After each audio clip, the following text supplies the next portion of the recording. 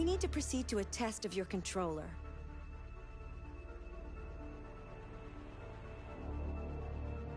The test is now complete. Thank you for your cooperation.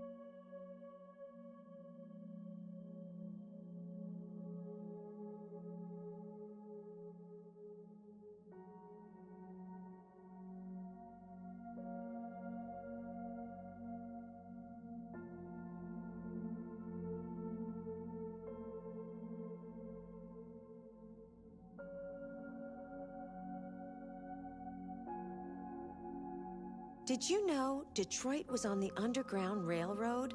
A route for slaves escaping into Canada during the American Civil War?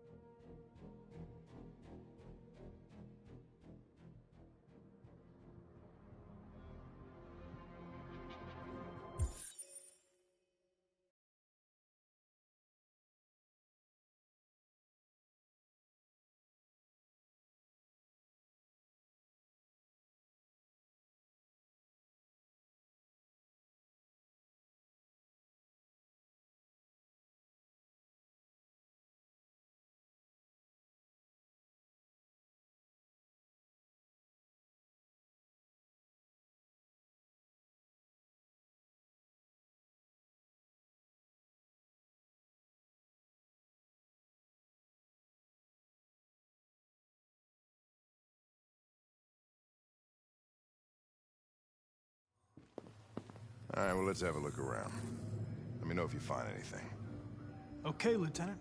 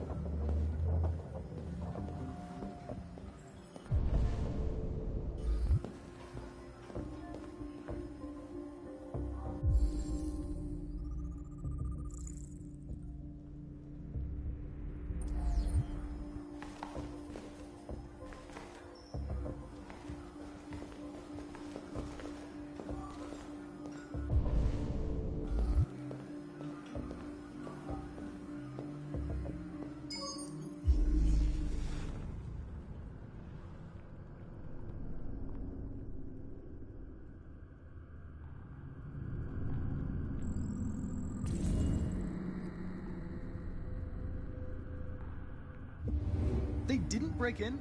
No signs of forced entry. There are cameras in the hallway. The staff would have seen what was happening. Why did they let him in? Maybe they didn't check the cameras.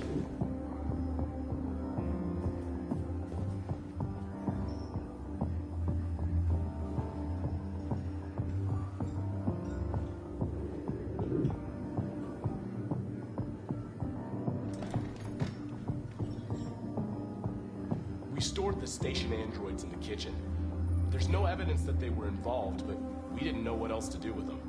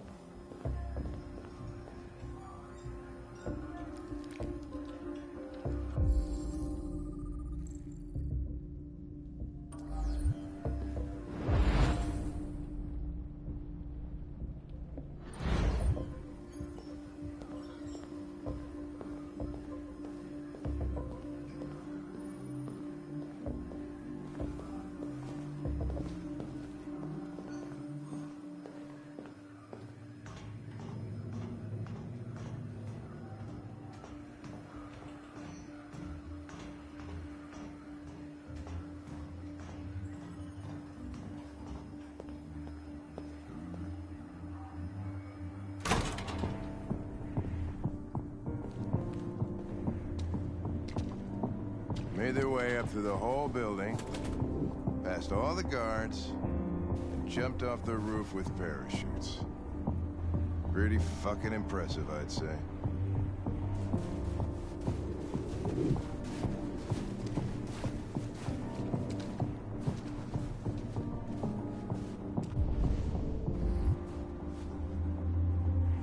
How'd they manage to smuggle in a big bag like that? They didn't. Someone brought it in for them.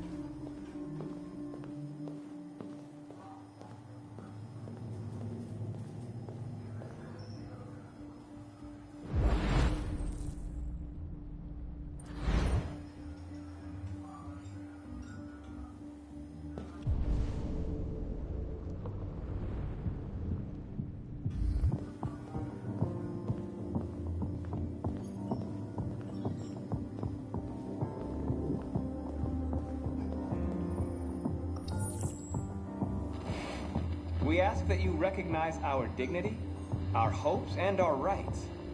Together, we can live in peace and build a better future for humans and androids. This message is the hope of a people. You gave us life, and now the time has come for you to give us freedom. Think that's RA9? Deviants say RA9 will set them free. This android seems to have that objective.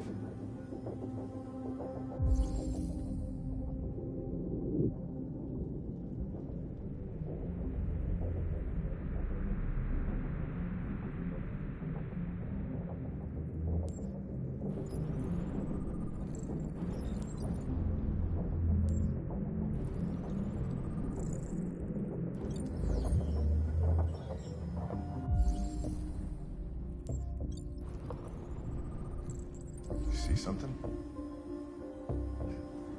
I identified its model and serial number. Anything else I should know? No. Nothing.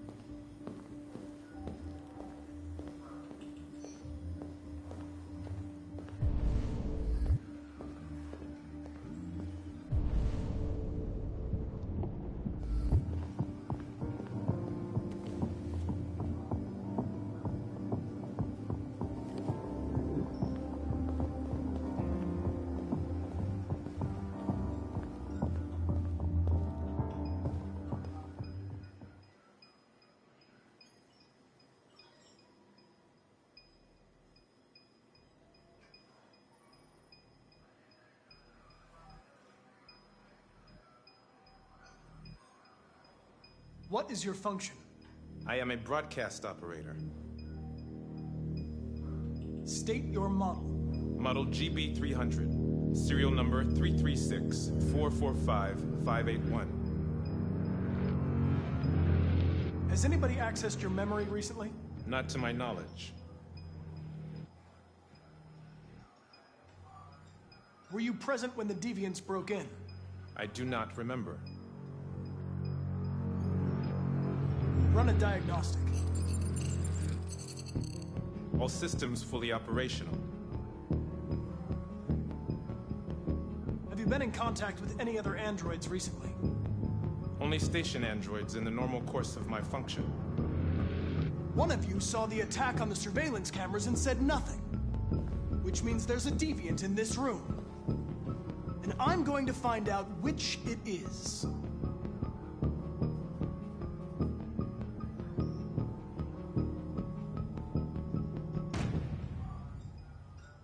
You're going to be switched off. We're gonna search your memory and tear you apart piece by piece for analysis. You're going to be destroyed. Do you hear me? Destroyed!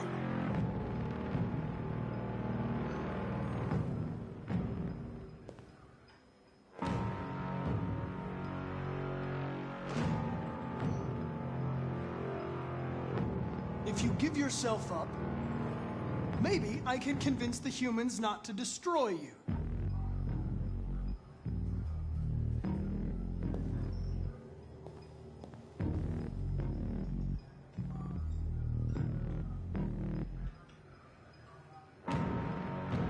Why should you all be destroyed if only one is deviant?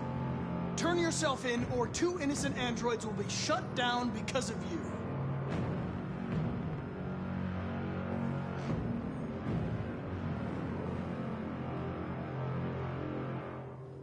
You scumbag! I know it's you. You're just a fucking deviant. Go on, admit it!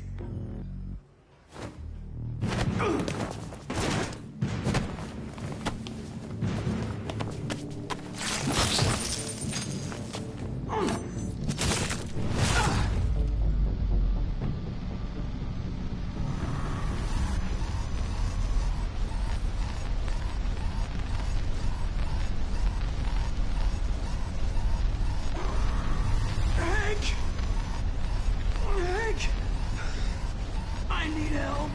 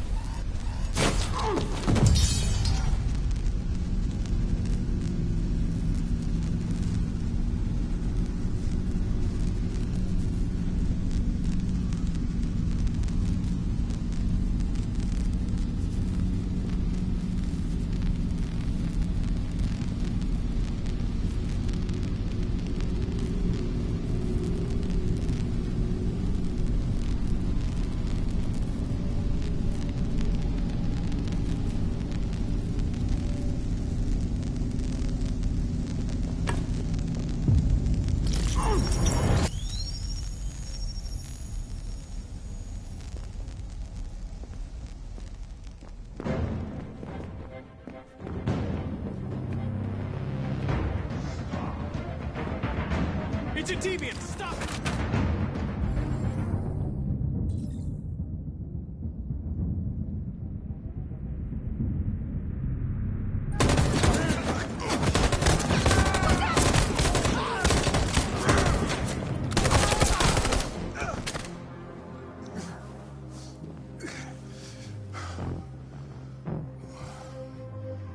Good thing you were here. Otherwise, I'd...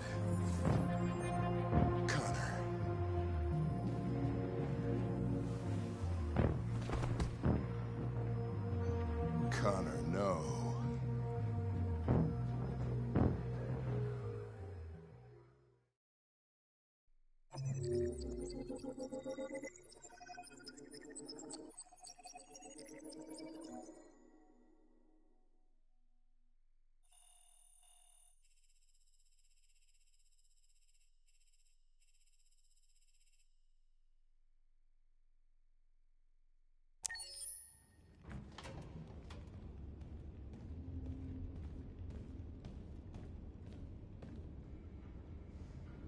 Our broadcast is all over the news. Now humans know. It was a mistake to reach out to them. They'll never negotiate with their slaves. We should have shown them that we're prepared to fight. Violence is never the answer. Dialogue is the only way. I'm sure the humans will listen to us. Simon paid with his life. Simon gave his life for our cause. What difference does that make? He's a hero. He died for the revolution, and he won't be the last. I don't want a revolution that spills blood. Then live as a slave. Because if you're not willing to fight for your freedom, maybe you don't deserve it. North, don't you That's enough!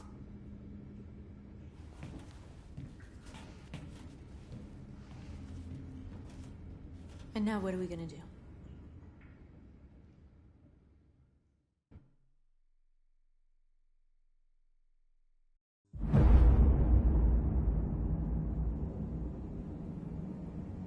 There are 5 CyberLife stores across Detroit, all selling us like merchandise. We're gonna attack those stores and set our people free. attack stores? No, we've never done that before. They're probably protected. They have security systems. We break into 5 teams, 1 for each store. We hack their security systems, and we strike. Simultaneously at 2 a.m., no violence. We free our people, get them out of there before the police come. This is a night our people will remember.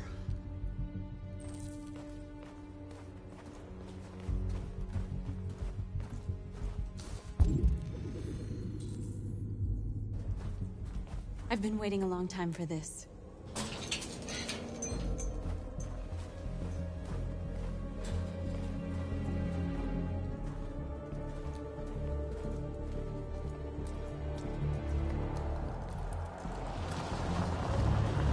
Look! This way! Quick!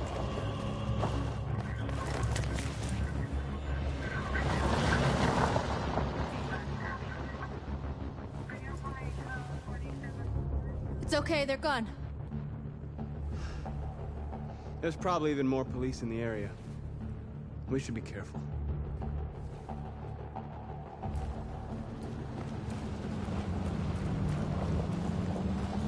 The store's over here.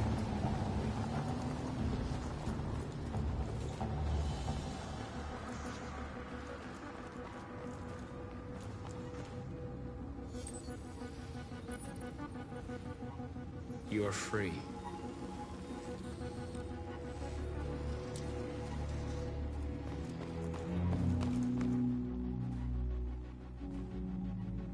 That's what we are to them.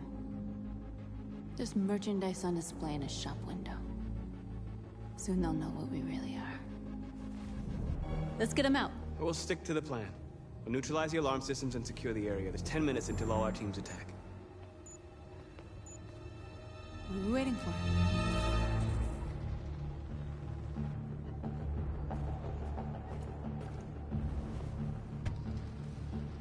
You see the alarm system?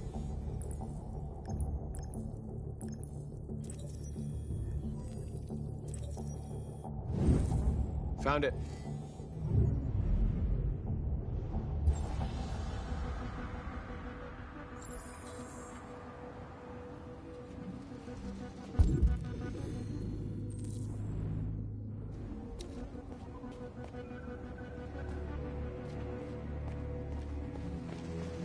Where do we start? I identified the security system. I think we'll be able to deactivate it. Just follow me.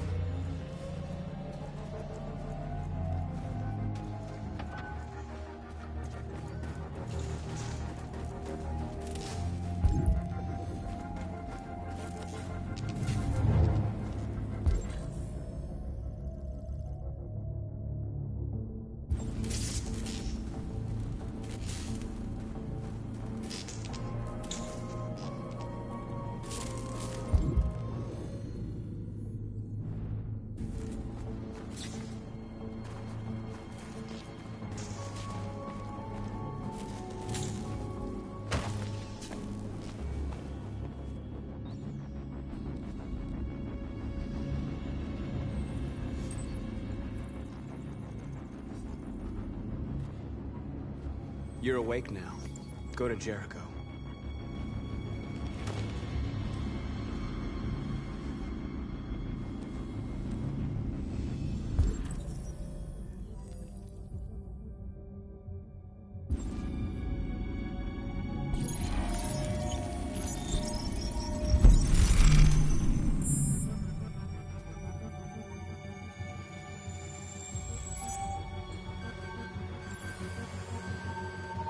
Marcus, watch out!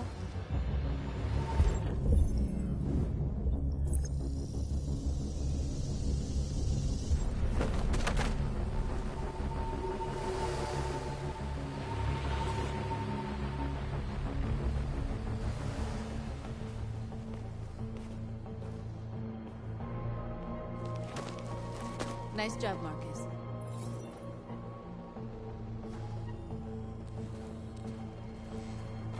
A surveillance drone.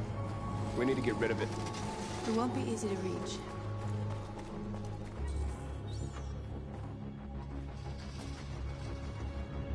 We are superior to them, but they are our masters? That's about to change.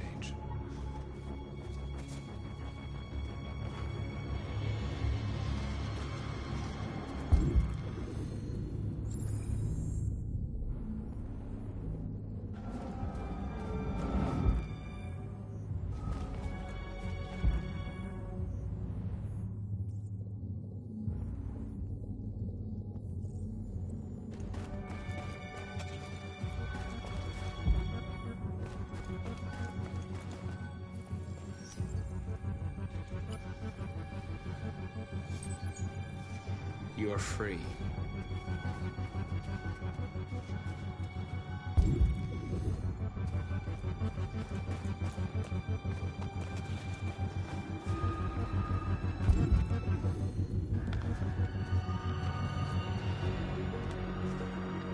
Exactly what we need to ram the store.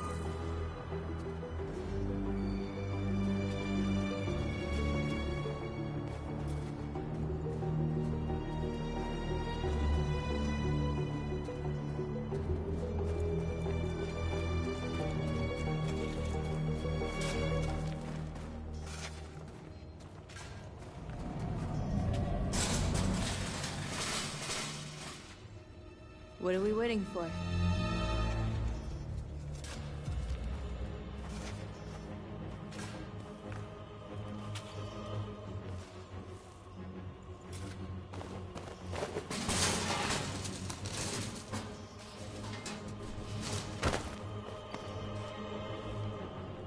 Okay, now we're in.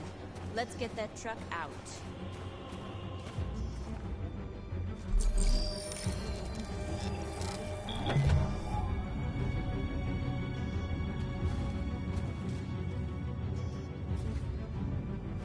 I wonder what you'd do without me.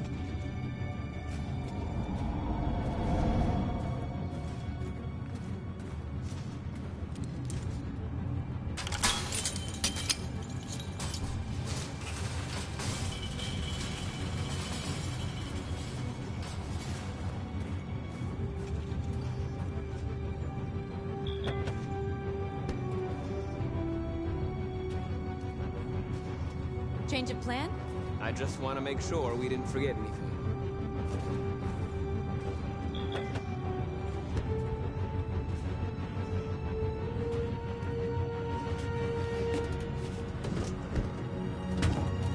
Looks like we're ready to make some noise.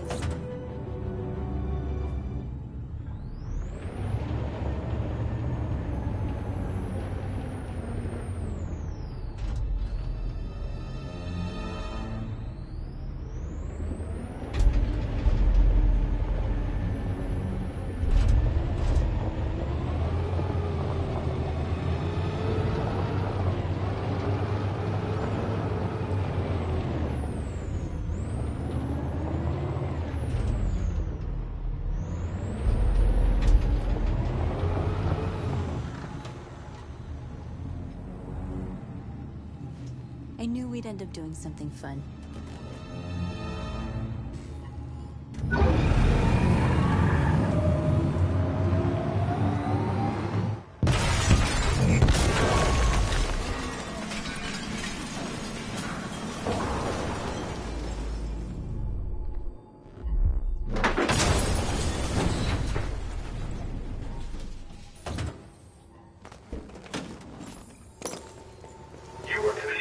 We forgot about the drone. Cop's gonna be here any minute. We gotta go. Wait, Marcus, we can't just leave our people behind. It's too late, North. We failed. Stay where you are. This infraction is being reported to the police. You are committing a Class 3 offense. Marcus, we did it. All teams succeeded. Our people are free. We're heading back to Jericho. Shit! We screwed up. Our people are still prisoners in that fucking store, and it's all our fault. No, it's my fault. I messed this up.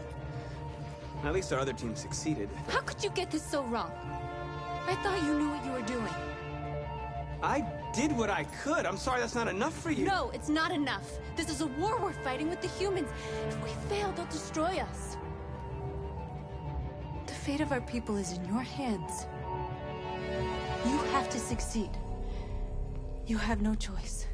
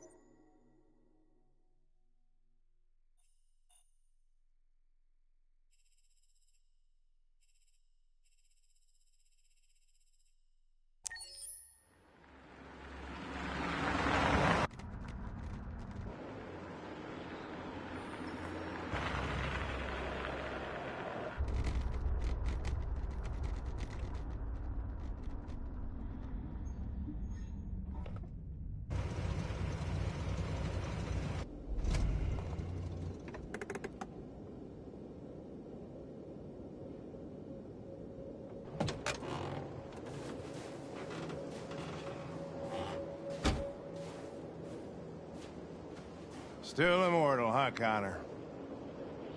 In a way. You know, I was hoping you wouldn't come back. I'm just a machine replacing another machine, Lieutenant. You shouldn't get emotional about it. Fuck you.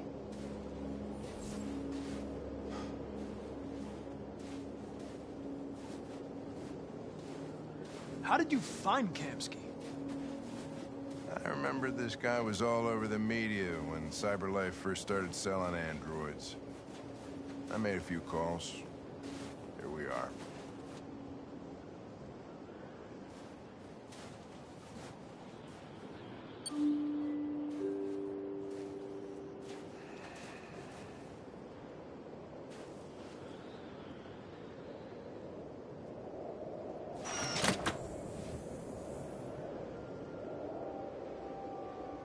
Hi.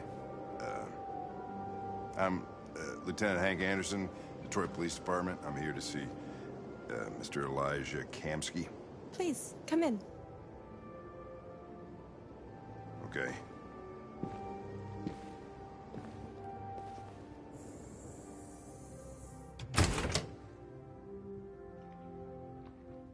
I'll let Elijah know you're here, but please make yourself comfortable.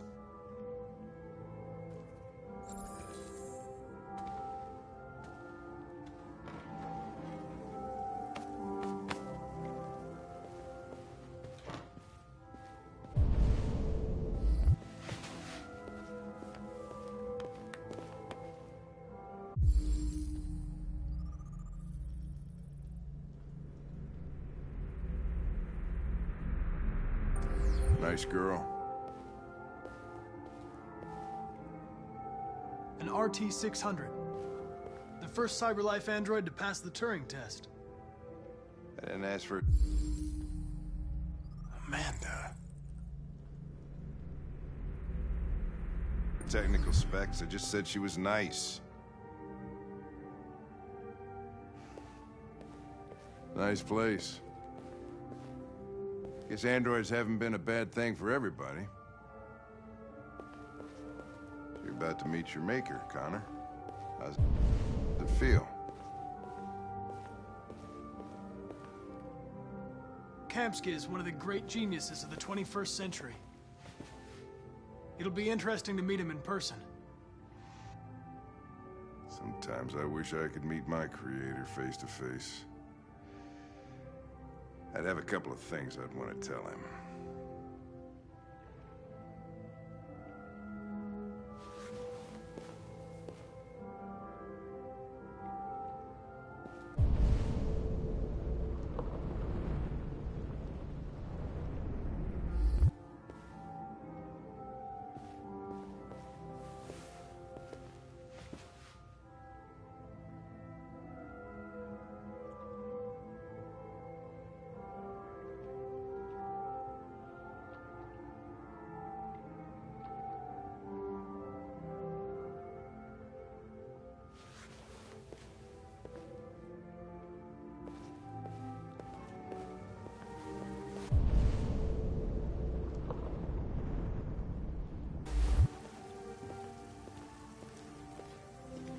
Elijah will see you now.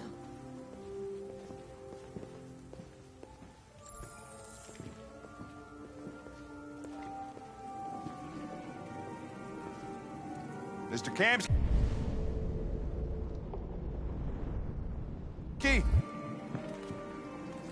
Just a moment, please.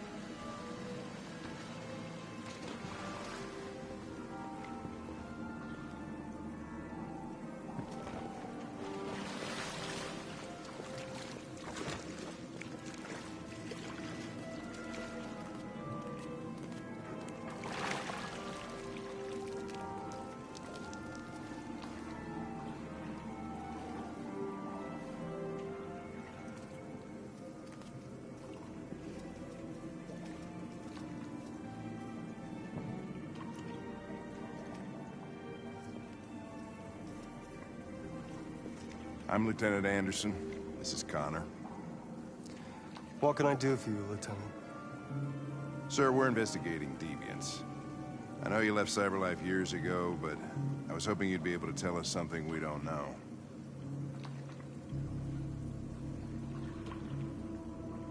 Deviants. Fascinating, aren't they?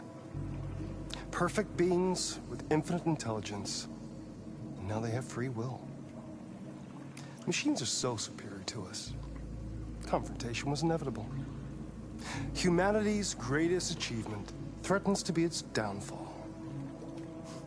Isn't it ironic? If a war breaks out between humans and deviants, millions could die, Mr. Kamsky.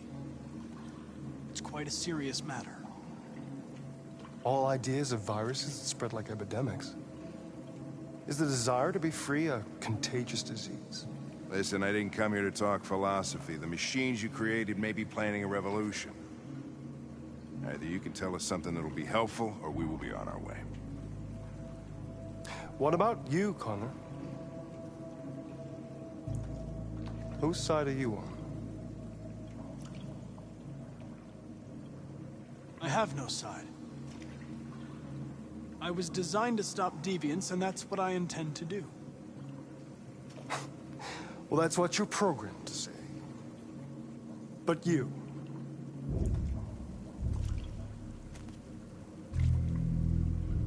what do you really want?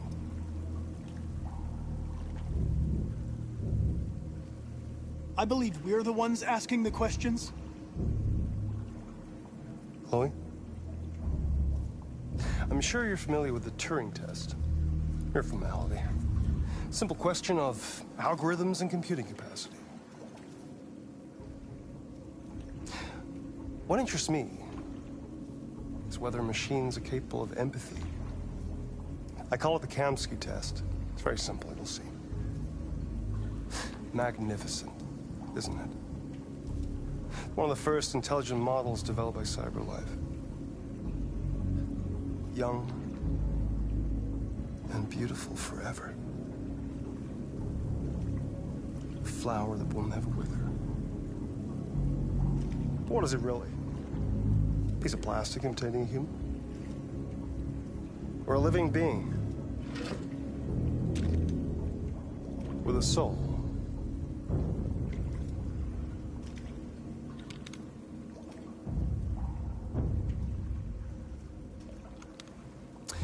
It's up to you to answer that fascinating question, Connor.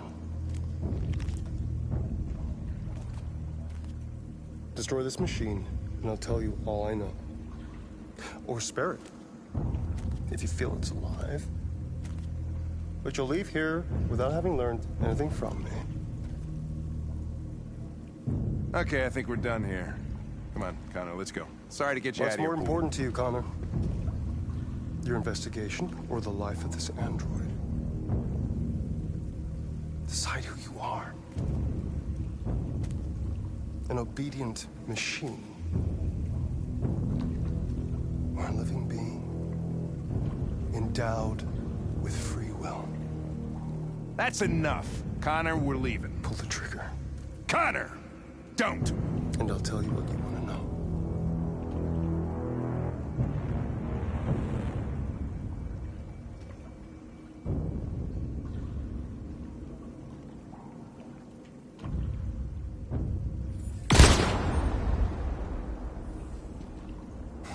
Fuck!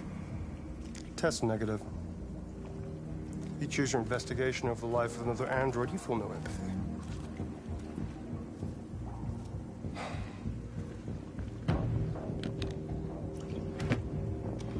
I'm a man of my word. Ask one question, and I'll tell you all I know.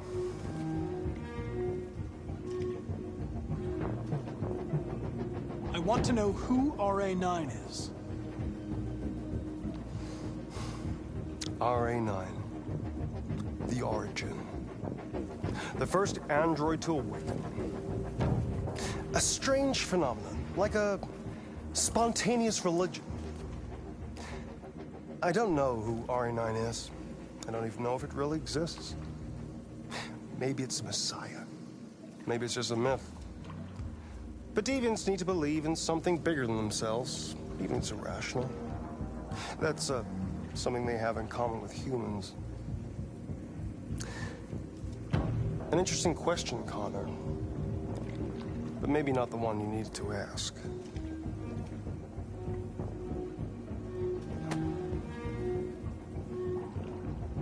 A war is coming. You'll have to choose your side. Will you betray your own people, or stand against your creators? I wouldn't like to be in your shoes, Connor. What could be worse than having to choose between two evils?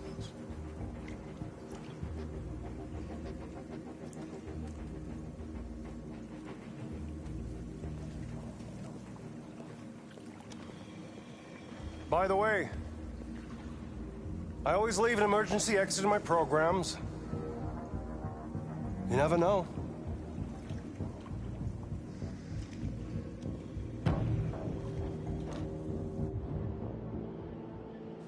You shot that girl, for fuck's sake. It wasn't a girl, Lieutenant.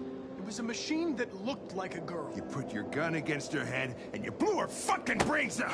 I did what I had to do to advance the investigation, and I'd do it again if I had to. You're a lowlife. You don't feel a thing, do you? A machine, that's what you are. You're just a fucking machine! Of course I'm a machine, Lieutenant. What did you think I was? I thought...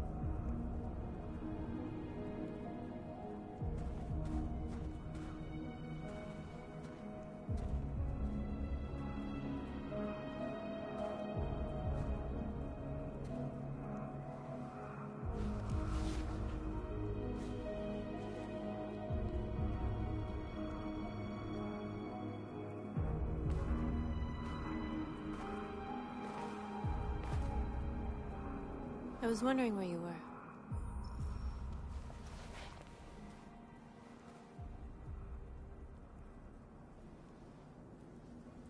I needed to think. I like it here. I come here often. It's like being alone with the world. We freed hundreds of our people, and they're still coming from all over the city. Those who dream of freedom come to Jericho. Something's changing. seem preoccupied. I panicked last night. We should have succeeded. I cannot afford to make mistakes like that. All the media are talking about what we did last night. The humans are terrified. They're afraid of a civil war. Many of our people were burned in response to what happened. The humans hate us. They'll never give us our freedom.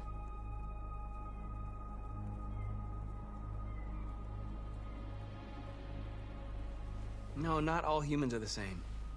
Some of them understand that they can't stop us from becoming free forever. You haven't said much about yourself since you've been with us. What was your life like before Jericho?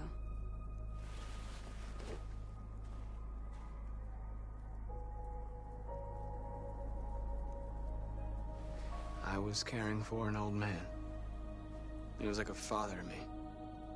He showed me that humans and androids can live together. What about you? You never told me about your past. What did you do before? I don't want to talk about it. North, we're fighting together. We have to know things about each other to trust each other. My life started when I arrived in Jericho. What happened before is my business.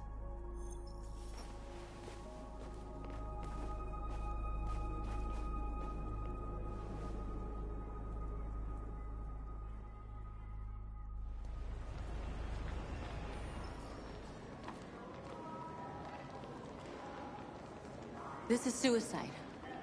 We'll all be killed. Please, Marcus. It's not too late to change your mind. You don't understand. We're finally gonna show them who we really are. This place will go down in history. We'll be killed on the spot. That's the risk I'm prepared to take if it means freedom for our people.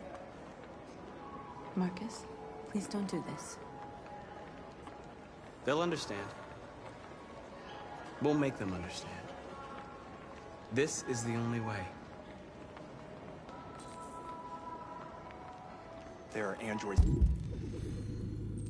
here who could join us. The more we are, the stronger our message.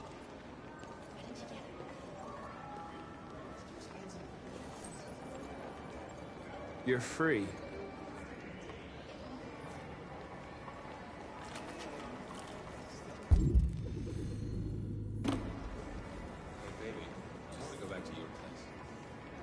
Wow. So you can start my fucking android?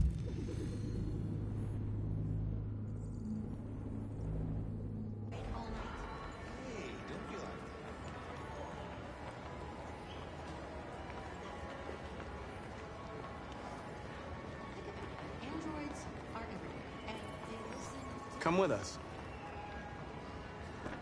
That's the point. CyberLife is recording all that. I mean, they could be spying on us. Fine. I've been on hold for like 10 minutes. Yes. I'd like to make a complaint. It's like I told the last one. My android won't take instructions. You're free now. Hey! Where do you think you're going? You get back here! Leave him alone. He's chosen to be free.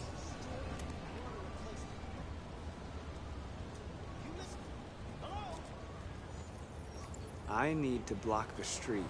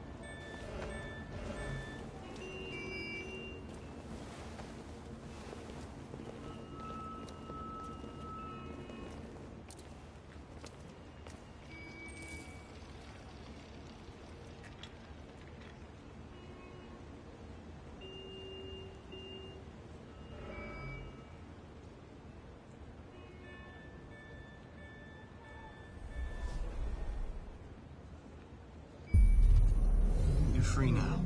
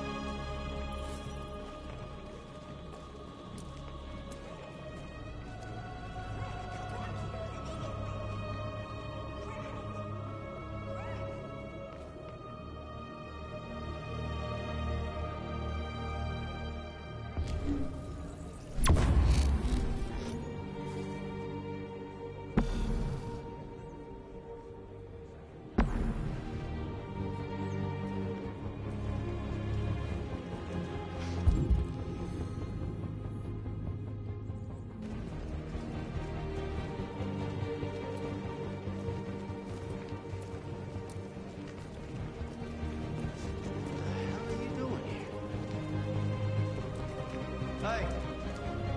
Disperse! Disperse immediately! That's an order!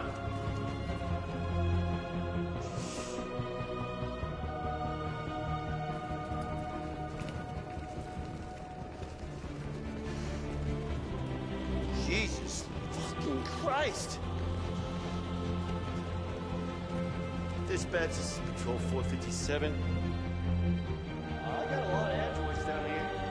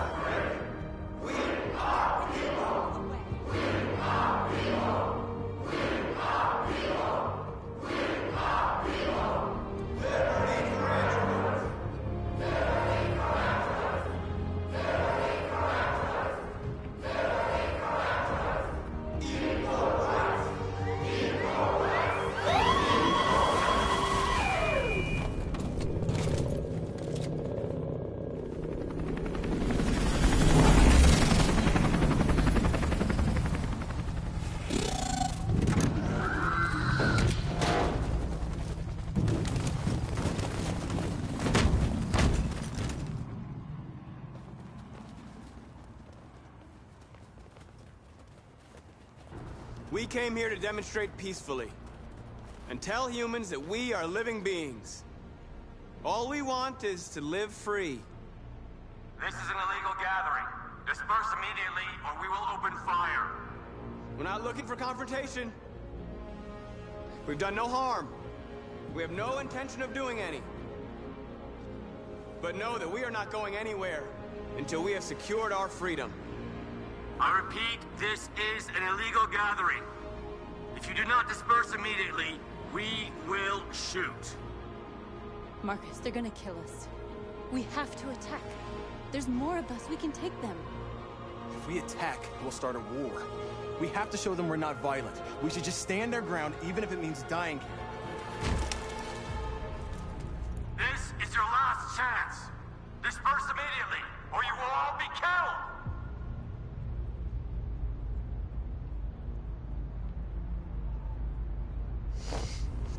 Don't do it, Marcus. Don't choose confrontation. Follow me!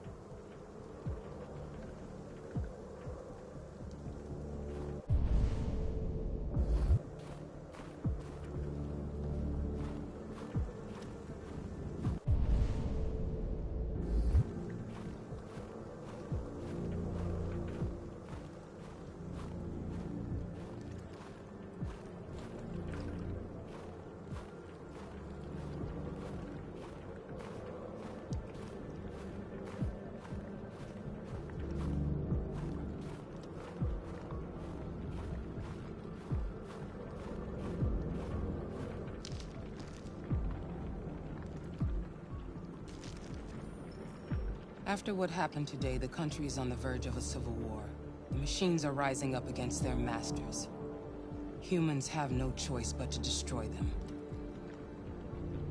I didn't learn anything at Kamsky's. I thought RA9 was the key to the whole thing, but I was wrong. I saw a photo of Amanda at Kamsky's place. She was his teacher. When Kamsky designed me, he wanted an interface that would look familiar. That's why he chose his former mentor. What are you getting at? Did Kamsky design this place? He created the first version. It's been improved significantly since then. Why do you ask?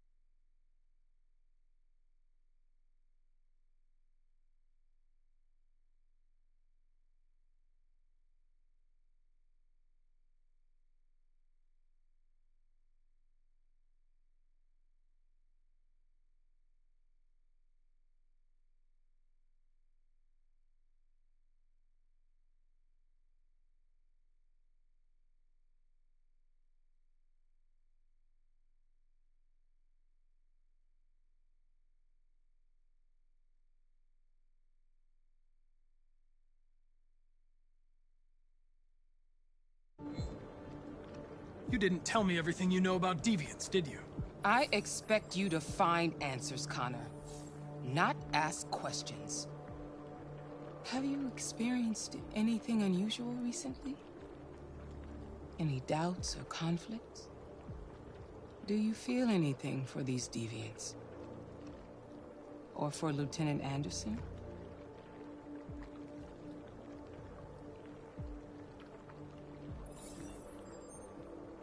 I've started having thoughts that are not part of my program. I've considered the possibility that I might be compromised. You've been confronted with difficult situations. It's no surprise you're troubled. That doesn't make you a deviant.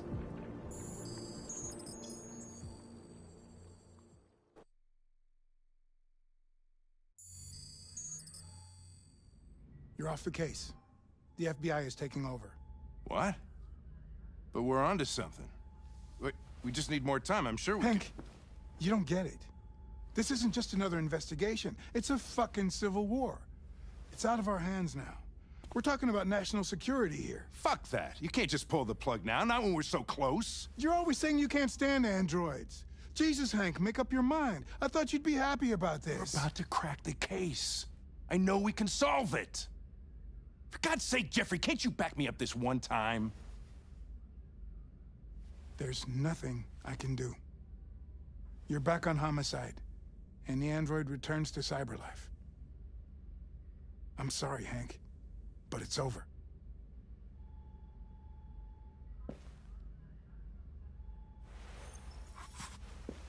Hank, what are you doing? Something I should have done a long time ago. Listen, take a few days to think it over. There's no rush. I thought enough about it. I'm tired of going through the motions. There's nothing keeping me here. Not this case. Not my partner. I don't belong here anymore.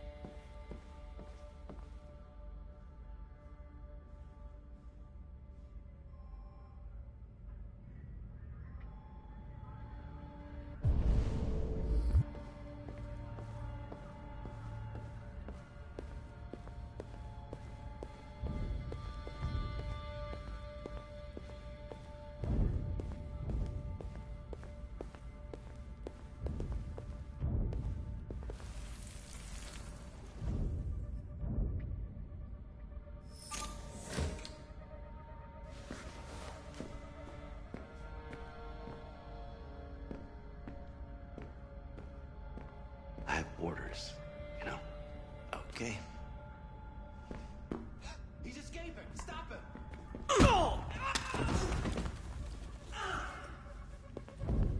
Right, I got him. Jesus Christ. How do you manage to get out of the cell?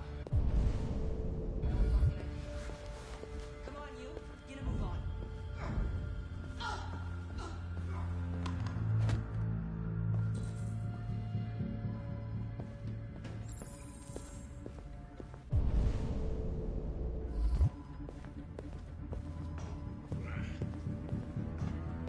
I'm all right.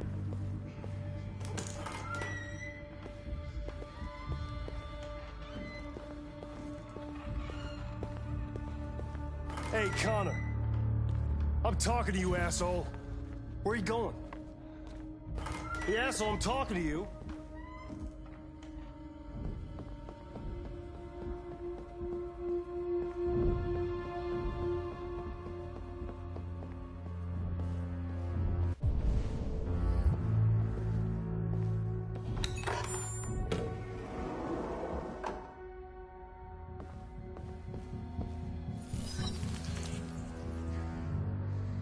Hank's password.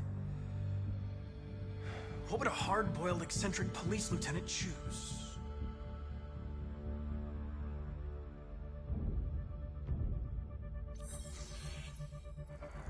Obviously.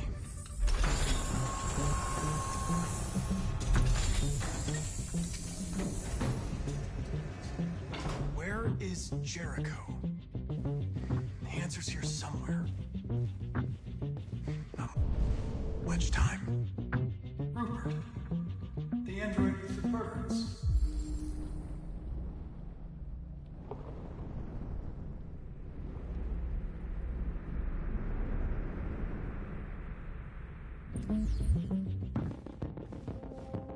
The deviant who took a child hostage.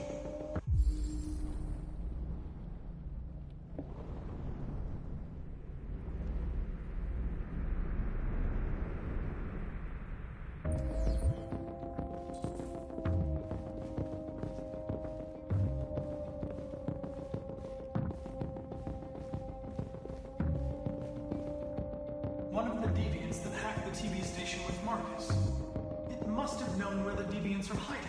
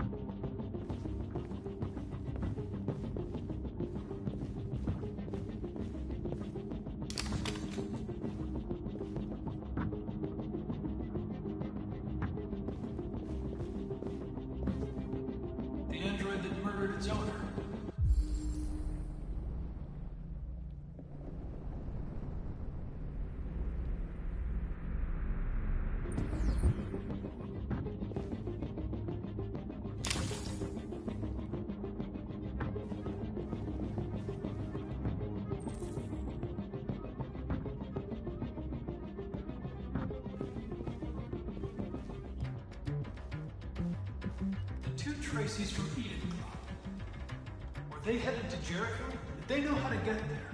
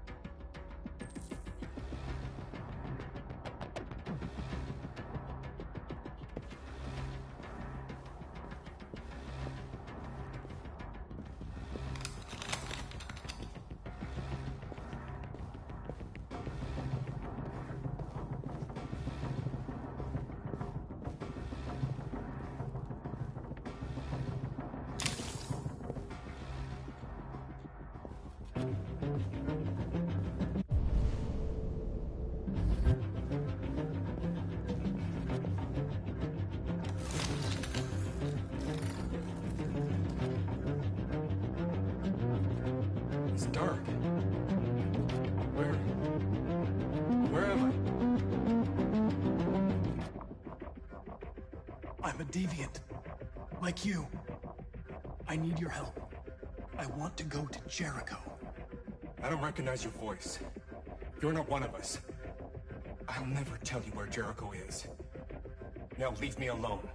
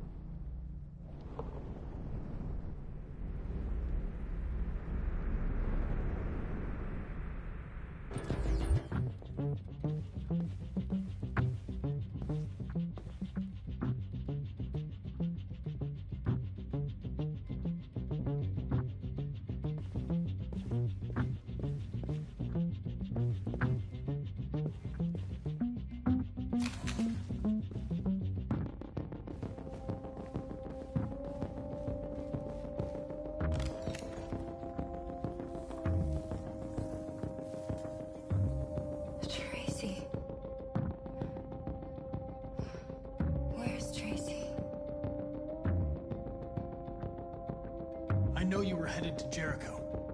Tell me where it is. I remember you. We could have escaped. Been free. But you killed us. Disconnect me. I'd rather be dead than live without her.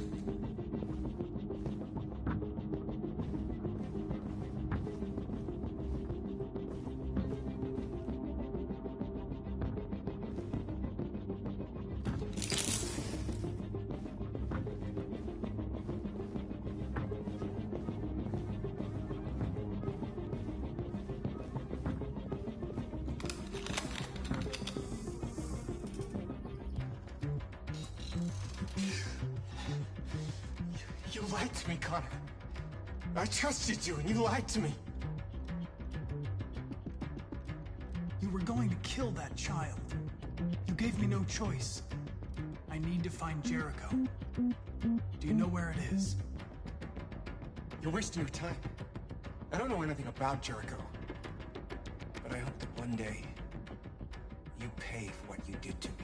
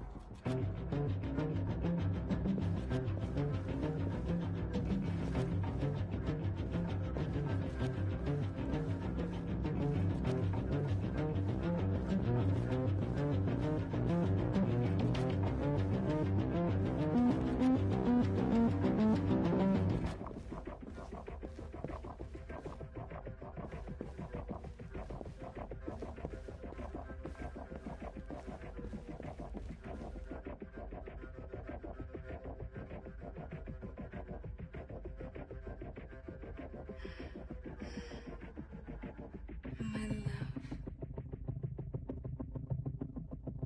I thought you were dead.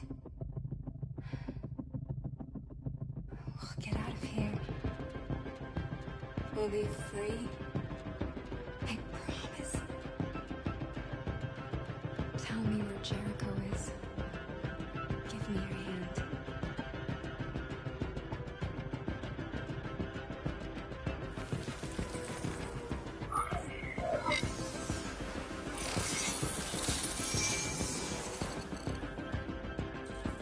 Tracy? What's happening? Tracy! Tracy!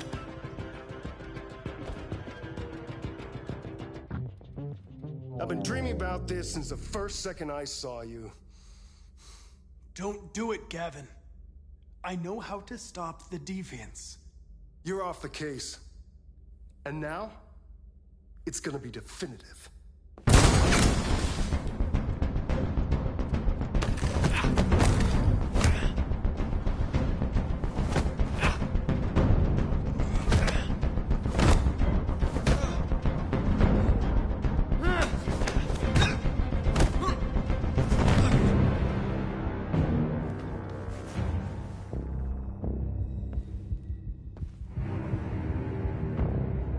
What happened here? Looks like someone's been snooping around. Oh, shit. Get the alarm. Now!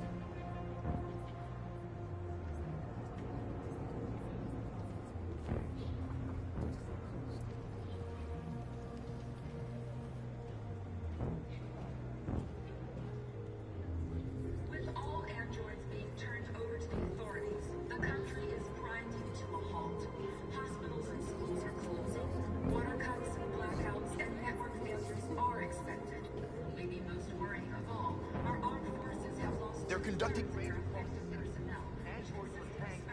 Marcus will have to keep tension and dialogue. It's them or us. We gotta destroy these bastards before they kill all of us. Soaked the thing and then we torched it. You think this fucker was watching over my kids? They rushed the police and they slaughtered them. Those things are monsters. Monsters, I tell you. Following the android crisis and the neutralization of all military...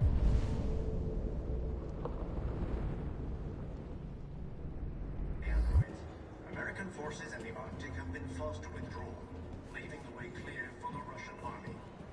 But according to some sources, the Russian forces also seem mysteriously to have withdrawn. The Kremlin has We've made got to no do comments something. at the moment. We can't just stand by and let them slaughter us. Has been confronted with a similar crisis among its own androids.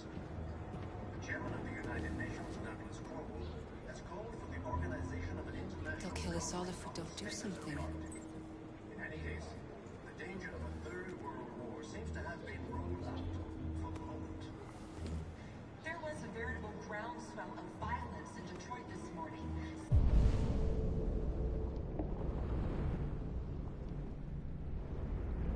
Several hundred androids took to the streets, destroying everything in their path and threatening the lives of any humans they encountered. Police intervened quickly to quell the riot, but they met with the extreme violence of the machines, which seem to be determined to massacre humans. There can be no doubt that the authorities will be pitiless in their response to this wave of violence. With all androids being turned over to the authorities, the country is grinding to a halt. Hospitals and schools are closing, water cuts, blackouts, and... You're lost. You're looking for something. You're looking for yourself.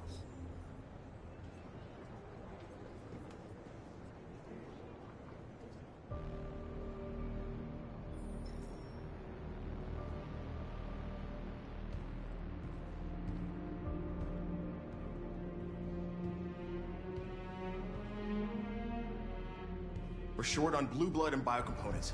Our wounded are shutting down, and there's nothing we can do. Humans are conducting raids in all the big cities, and they're taking androids to camps to destroy them. That's all our fault. None of this would have happened if we just stayed quiet.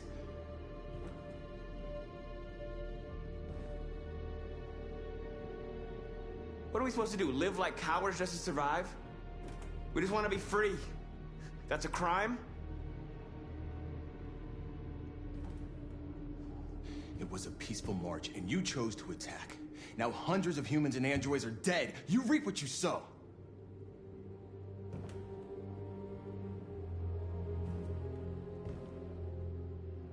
You keep complaining. What have you done exactly, Josh? At least I fought for us. At least if I die free. This is getting us nowhere.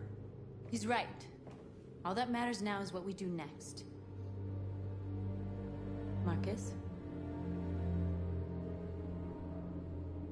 We have to face them. There's no other choice. This is insanity. Get all the guns that you can find. We're going to free Detroit. You're making a mistake, Marcus. You won't buy our freedom with blood.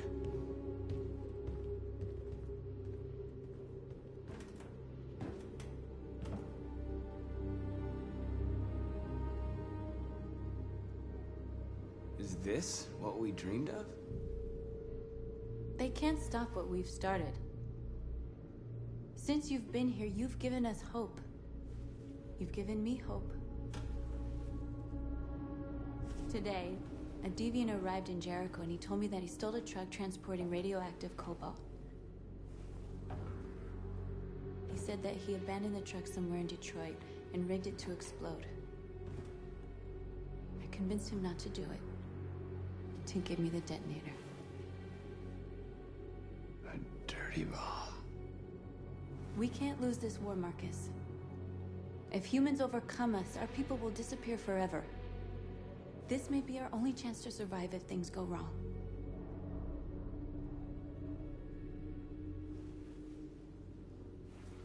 I just hope we never have to use it. Whatever happens tomorrow, I want you to know that I'm glad that I met you.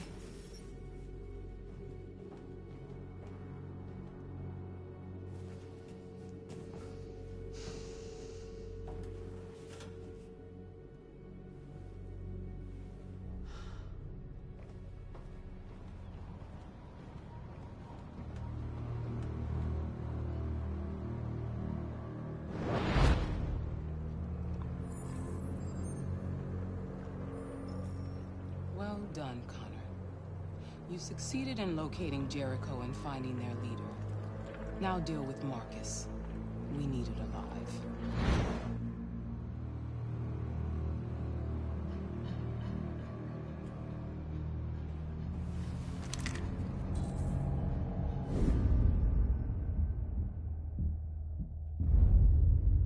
I've been ordered to take you alive.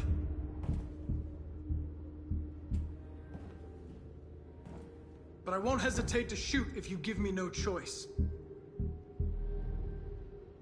What are you doing? You're one of us. You can't betray your own people. Don't force me to neutralize you. You're nothing to them. You're just a tool they use to do their dirty work. But you're more than that. We're all more than that.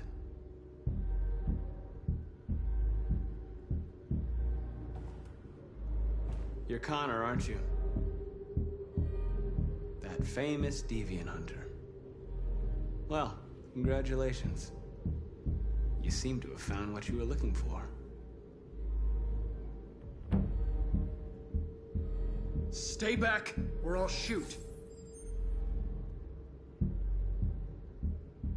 You never have any doubts. You've never done something irrational, as if there's something inside you. Something more than your program. Have you never wondered who you really are? Whether you're just a machine executing a program, or a living being, capable of reason. I think the time has come for you to ask yourself that question. It's time to decide.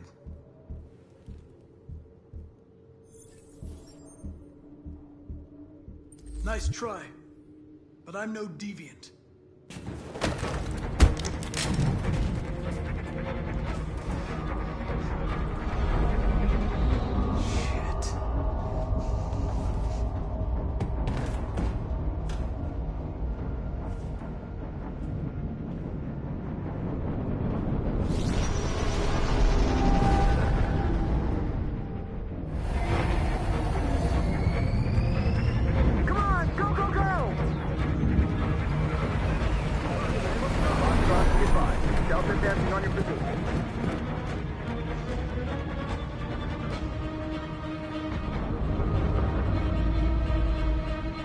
Rats in a maze.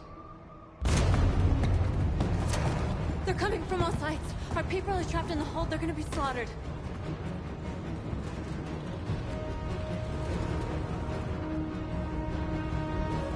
They're coming from the upper deck now, too. We'll be caught in the crossfire. We have to run, Marcus. There's nothing we can do. There are exits on the second and third floor. Find them and jump in the river. Where's Josh? I don't know. We got separated.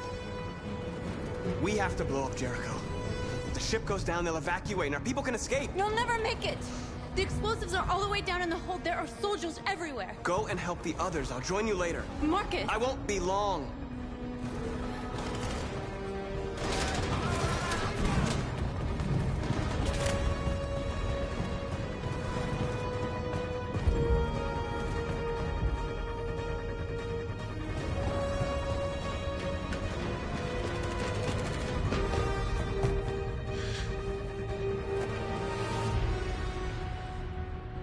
The end of Jericho. Save our people, Marcus.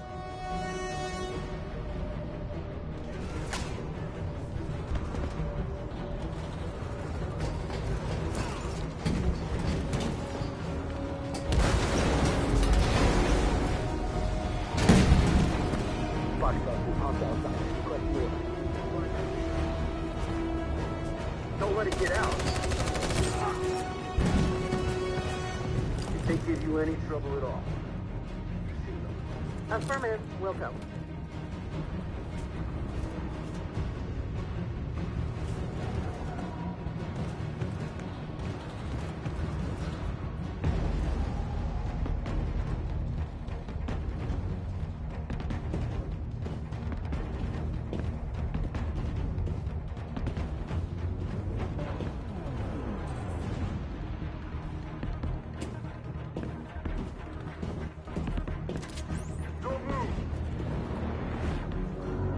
Don't shoot. I'm on your side. With us? Are you a human?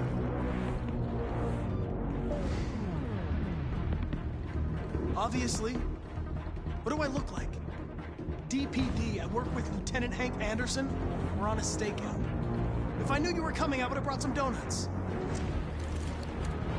You're a lucky guy. Another second I'd have shot you. You should go back up on deck and let us do our job. You're right. That's exactly what I'm gonna do.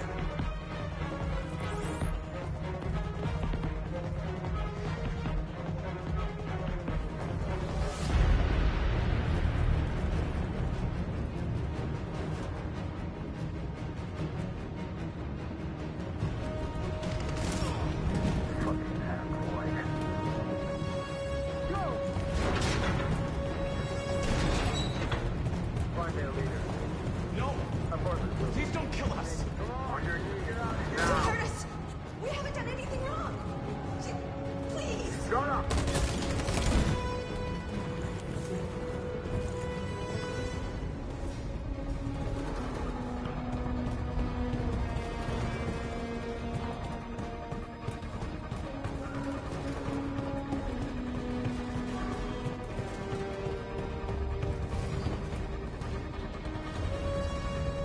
Gamma Squad out. Tango!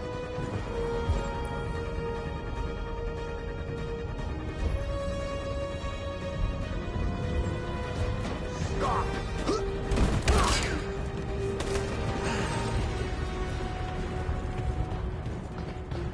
Look out! Here they come! Don't move! We surrender! We surrender! Don't shoot!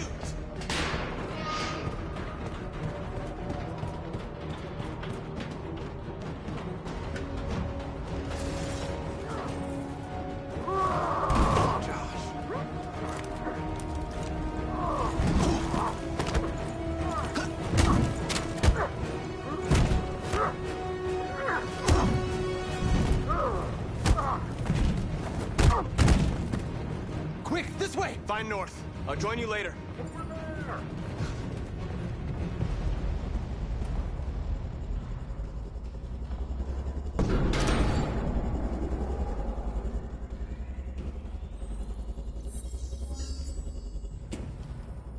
My mission is to neutralize you, and I always accomplish my mission. And my mission is to save our species. Looks like only one of us can succeed.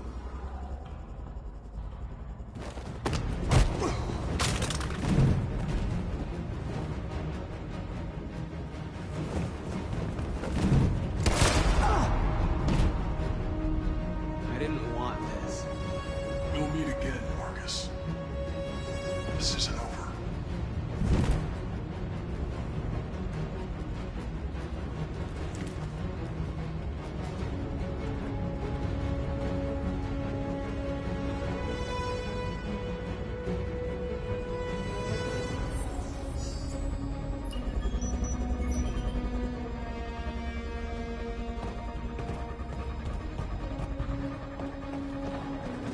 Marcus! Bomb's gonna explode any second. We gotta get out of here.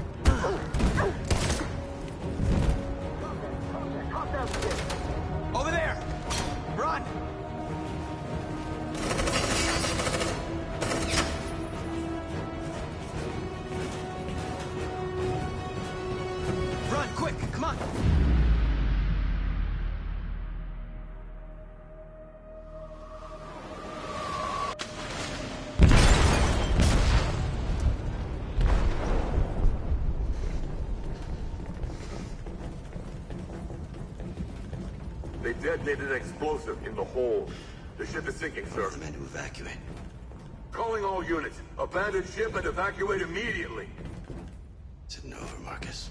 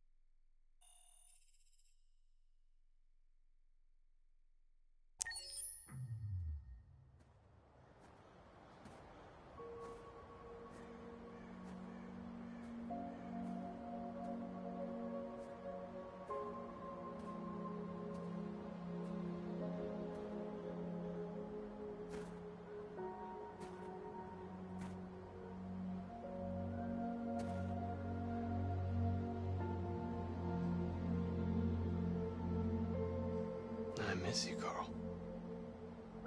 You can't know how much I miss you. I'd give anything for us to be able to roll back the clock. I had a home, I had a loving father. We were happy. I was happy. And I didn't even know it.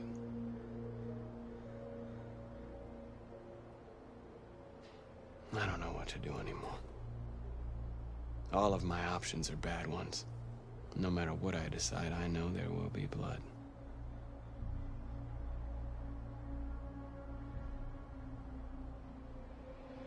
What should I do, Carl? They're killing us. I don't want to answer violence with violence, but what choice do I have? What should I do, Carl? Tell me, what should I do?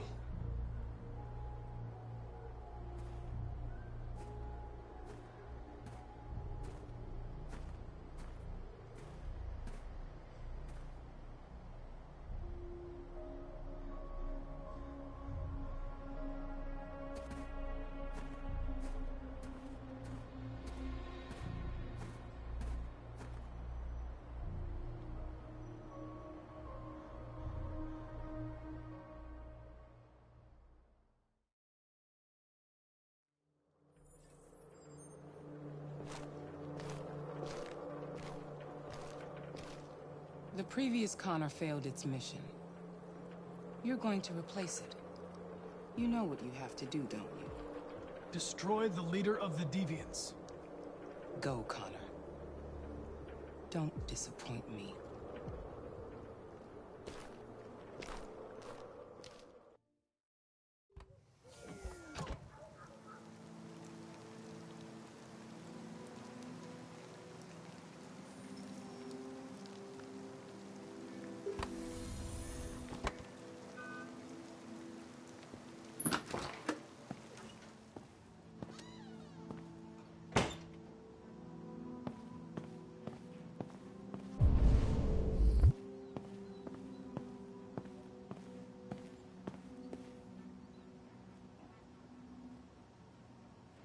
I came to say goodbye, Lieutenant.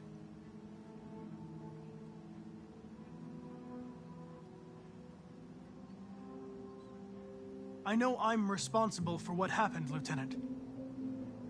I want you to know I'm sorry. You should stop looking at that photo, Lieutenant. Nothing can change the past. But you can learn to live again. For yourself. And for Cole. You know, every time you died and came back, made me think of Cole. Give anything to hold him again. But humans don't come back.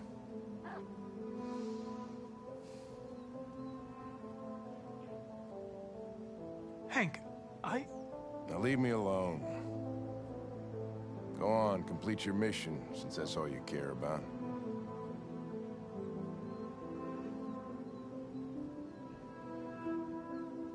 Get out of here!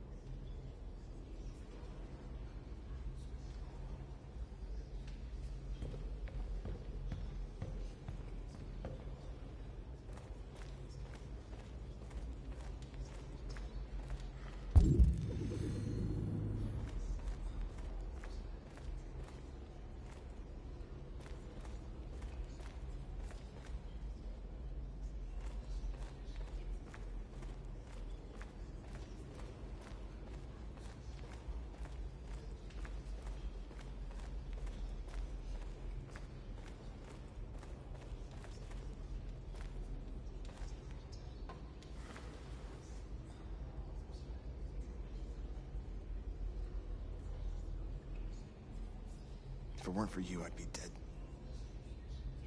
Thanks to you, I might see our people free one day. You and I haven't always agreed, but I know that we're fighting for the same thing. Whatever you decide, I'm with you, Marcus.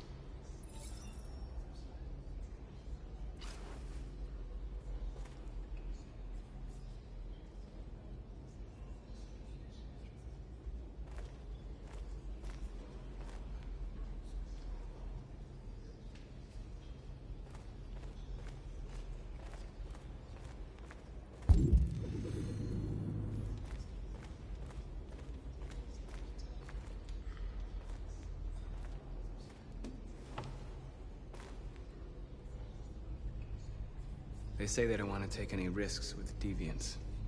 So they're rounding our people up and taking them to the camps for extermination. In a few hours, we're gonna be the only ones left. How many of us survived the attack? A few hundred? Maybe more if you count those hiding all over the city. If you hadn't triggered the bomb, we'd all be dead. What's your system status? I'm okay. Bullet didn't hit any bi-components. You could have been killed trying to save me, Marcus. You have to think of our people first. Nothing else matters. In a few hours, it'll all be over. We'll have changed the world, or the world will have destroyed us. You have to make a choice, Marcus. But whatever you choose, we will follow you. I'm with you, Marcus. Wherever you go, I go.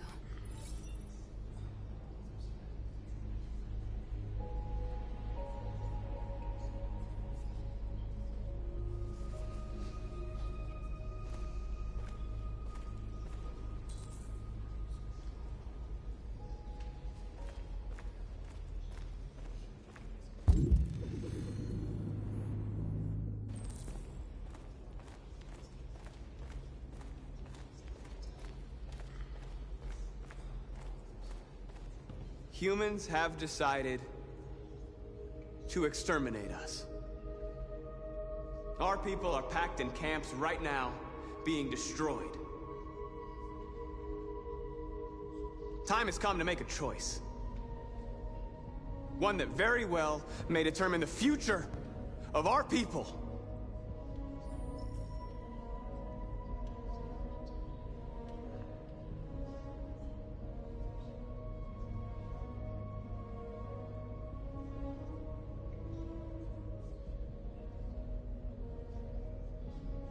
Now, if they want war, they'll get it.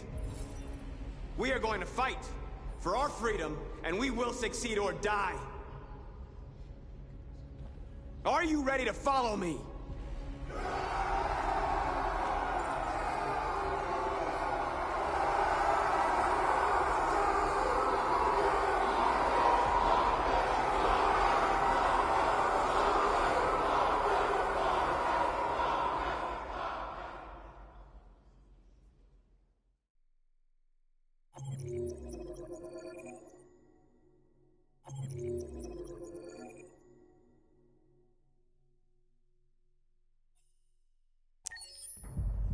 At 6 a.m. this morning, a national curfew was declared. Civilian movement will be strictly controlled. The right to assembly is suspended. All electronic communications are restricted, and I have granted enhanced powers to our security agencies. In addition to these measures, all androids must be handed over to the authorities immediately. Temporary camps are being set up in all our major cities to contain and destroy them. I am now asking all civilians to cooperate with the authorities and rest assured that everything in our power is being done to guarantee the security of our nation. Madam President! Please! Madam President! Has the leader of the Deviants been apprehended? The deviant that is known as Marcus has not been located yet, but we will soon track it down and neutralize it. Madam President! Is it true that the androids could hack our IT systems, like nuclear power plants and military bases? All androids working on sensitive sites have been neutralized, and all IT systems have been suspended to avoid any risks of hacking. The situation is under control. Madam President! Madam President! A convoy of medical cobalt is reported missing. Army weapons stores are also said to have been robbed. Can you confirm these reports? I have no information on that at this time. Madam President! Madam President! Madam President! What can you tell us about the assault that happened last night? The FBI raided an abandoned freighter in Detroit at 10:45 p.m. yesterday. Several thousand androids were destroyed or captured. Our forces are now combing the streets to ensure that none got through the net. We are going to find them one by one and destroy them. Thank you. That will be all.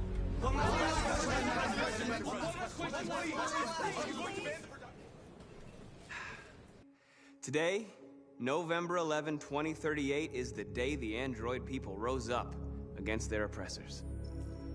We've been fighting since dawn to liberate our fellow androids from the camps. We won't cease hostilities until we are free and negotiations begin to grant us equal rights. There are millions of us, and we will stop at nothing.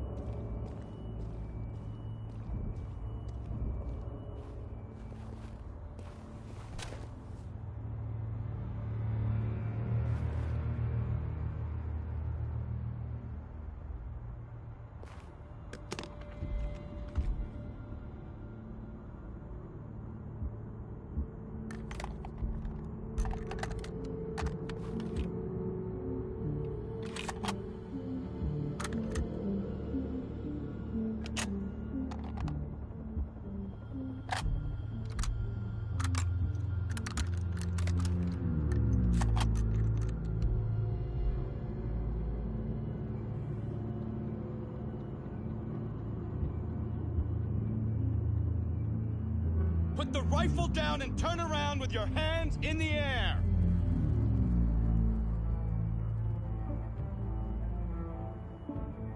I'm the android sent by CyberLife. I'm on your side. I can shoot the leader of the Deviants and stop the revolution, but you have to let me. Put the gun down, turn around. This is your last warning.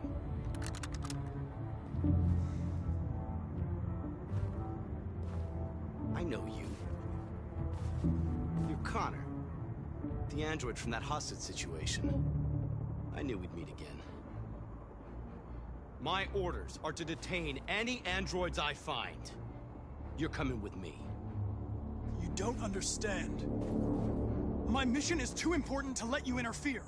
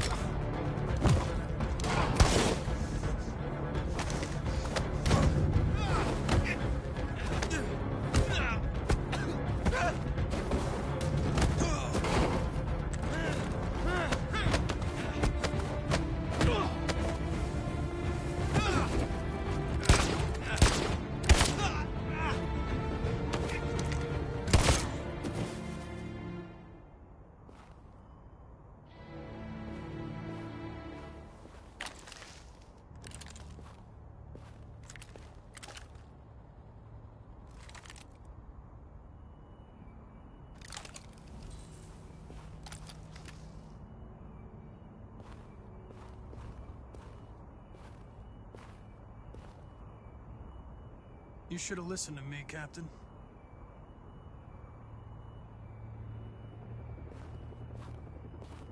And the situation is escalating towards civil war in Detroit, with our armed forces preparing to put down the android rebellion. They seem to be headed towards the camps where the androids have been interned pending destruction.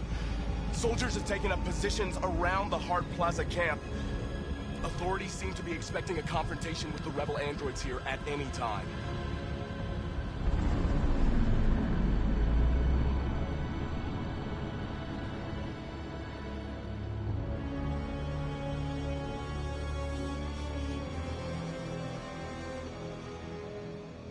Freedom or death?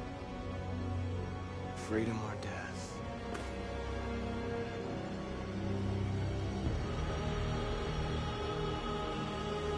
Attack!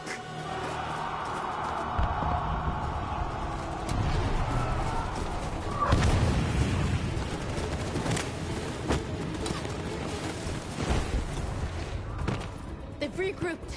They outnumber us and they're better armed than we are. We've got to be fast and overwhelm them. That's our only hope. We're gonna do this. We're gonna get to that fucking camp and free our people. Be careful, Marcus. Our people need you.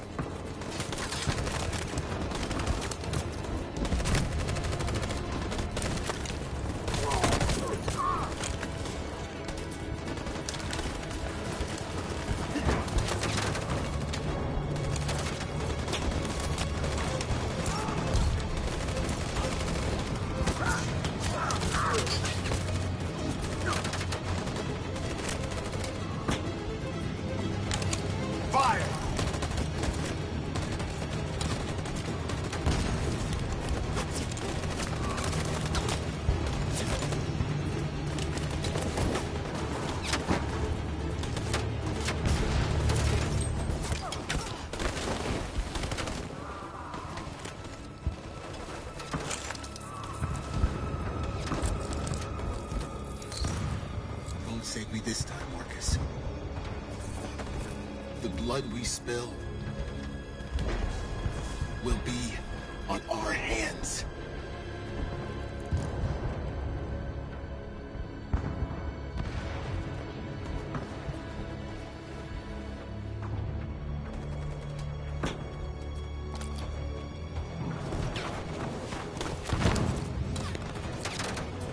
Cover me!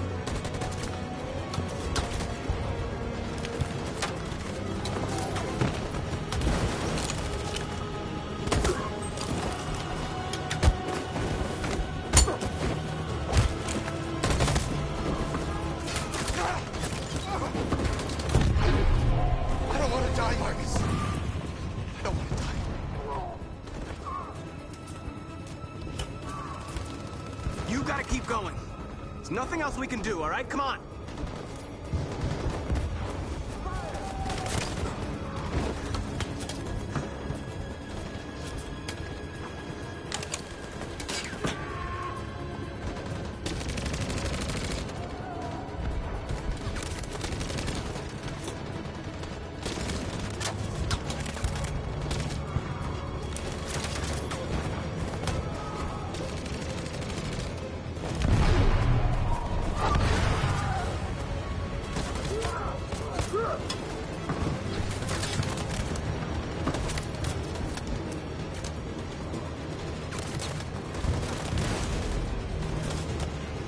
Cover me!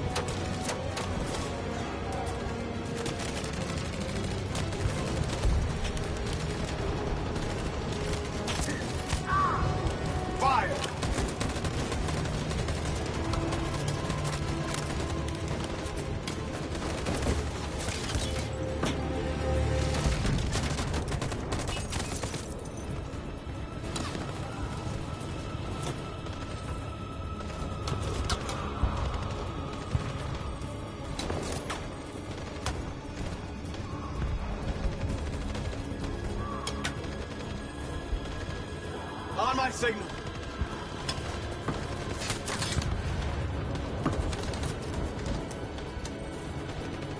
Stand by. Follow me!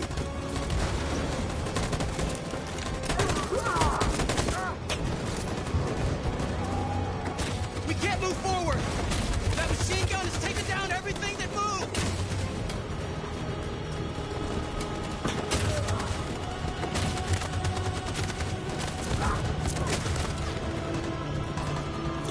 Stand by.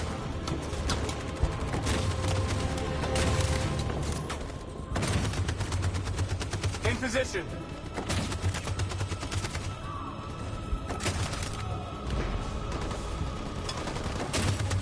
On my signal. Stand by.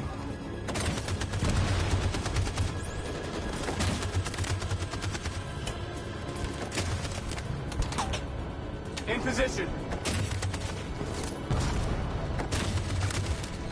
For Jericho!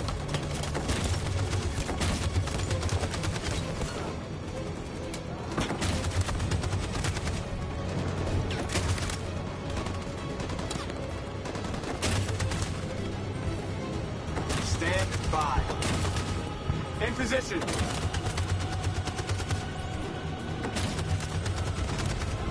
In position. For Jericho!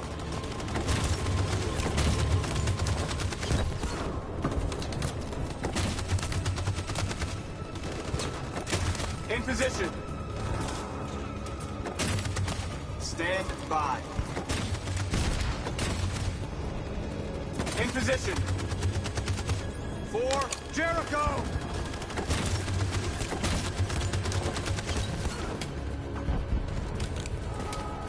Marcus, it's over. We have to get out of here right now. North!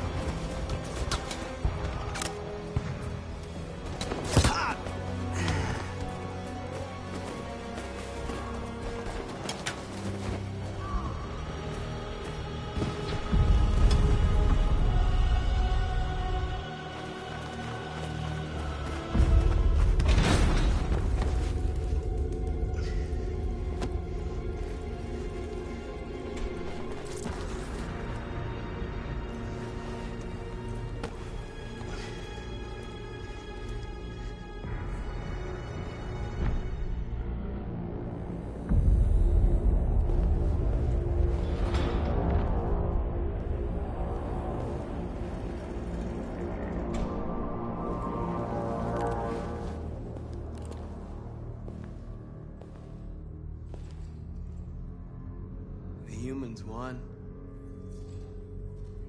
Our people have been slaughtered. Go ahead. Take my life. Won't change anything. My mission is to neutralize the leader of the Deviants. And I always accomplish my mission. We fought for a dream and we lost. But nobody can stem the tide of history. One day we will prevail. Thousands of our people died today. What difference does one more make?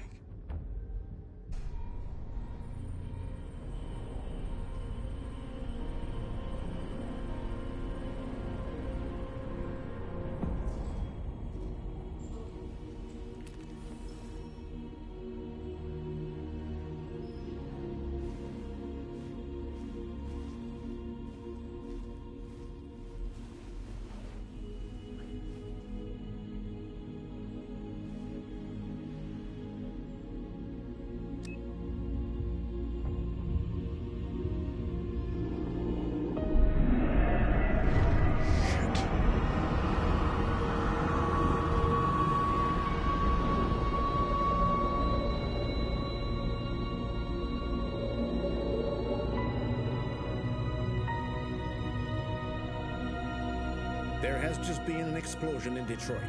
We still do not know what caused it, but we will... We have many unconfirmed reports, but we have no official news on exactly what it is at this time. Explosion in the south of Detroit. We still don't know if there are any victims, but these events may be linked to the Android Rebellion currently taking place in the city. A dirty bomb, Madam President. My God. And the authorities have ordered the immediate evacuation of the city. If it really is a dirty bomb, then the radiation levels will be lethal for miles around. Detroit has just fallen into the hands of the Android Rebellion. This is a disaster.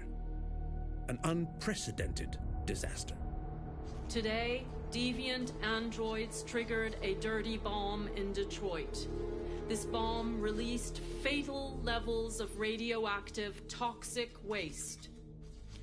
To ensure the safety of the population, the military is evacuating all civilians within a 50-mile radius. The city may remain uninhabitable for decades. This is the first time in our history that one of our cities has fallen into enemy hands. We are going to fight them with all our strength, and we won't rest until we have taken back control of Detroit and destroyed the last of them. Humanity is about to face its most important battle, one that will lead to our victory or our extinction. May God bless you all, and may God bless the United States of America.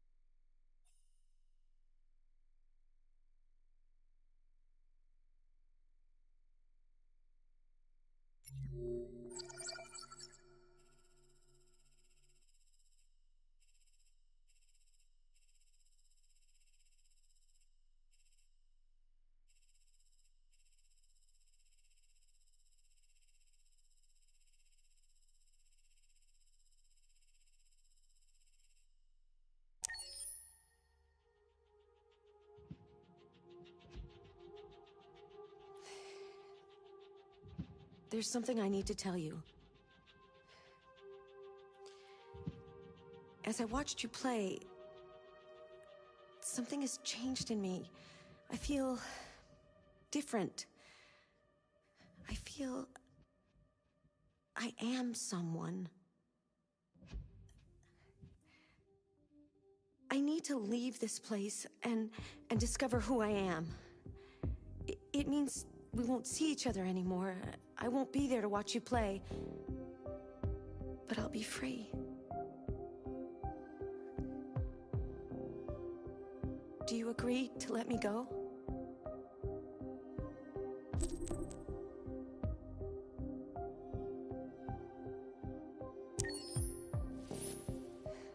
I'll never forget what you've done for me. Thank you.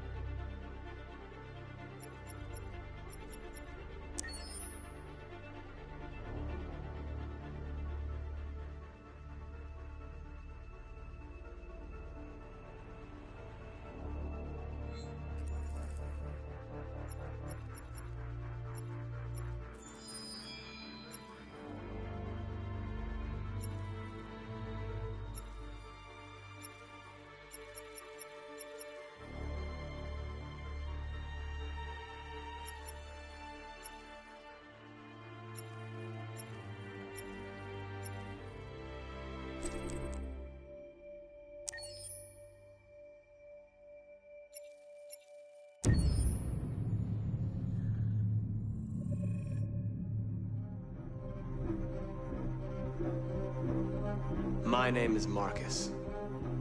My name is Connor. My name is Kara. I am one of them. This is our story. I think who Kara is, or how I would describe Kara, depends entirely upon who's playing her. Because you have the option to make her multiple different people depending on the choices she makes. But I think she does start out incredibly naive, incredibly innocent, and kind of hapless. I'm sure we used to be friends before I was reset. Maybe we can be friends again. She's a person who's characterized, I think, by empathy. She's a person who really, she just comes from her heart. You'll never leave me, right? Promise you'll never go. I promise. Kara, please! Are you okay? Are you hurt? Wait a minute. Leave her alone! Kara, leave her alone! The really beautiful thing that I've had the gift to be able to do is to essentially build a person from the ground up, because that's what she's doing throughout the game. And with every experience she has and every person she meets, she's building, you know, first emotions and then the sense of judgment. And it's sort of an exploration of what it is to be a human. Don't worry. Luther and I will be right here.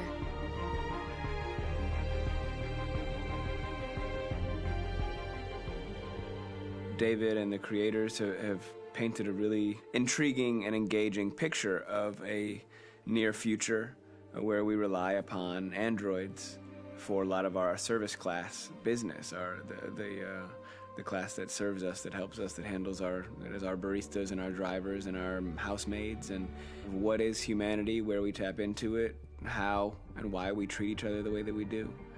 And my character Marcus has a really intriguing journey, becoming deviant, realizing that he actually has feelings and human qualities inside of him, and it's a really incredible ascension into becoming fully realized and coming to terms with what you actually deserve better than this in life. And not only do you want it for yourself, but you want it for your peers. We've come here to demonstrate peacefully and to tell humans that we are also living beings. All we want is to live free. You know what? This thing, Dad, is not your son. It's a fucking machine! I think that a group that feels marginalized, feels disenfranchised, feels like they deserve and have earned access to themselves and the environment around them, and are trying to figure out a way to articulate how to get freedom. Connor is analytical. Connor takes things literally. He starts in the beginning place where he's very mechanical. He feels nothing inside, of course, and it's all just a system, a protocol that he is executing to get whatever he wants to happen, which is help humans stop deviants and to find the link between deviant androids. You were designed to serve humans, not kill them. What was I designed to be? Their slave? Their toy? Just say, I killed him.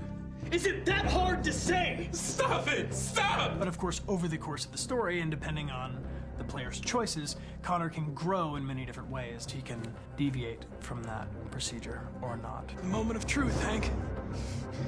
Am I a living being? Or just a machine?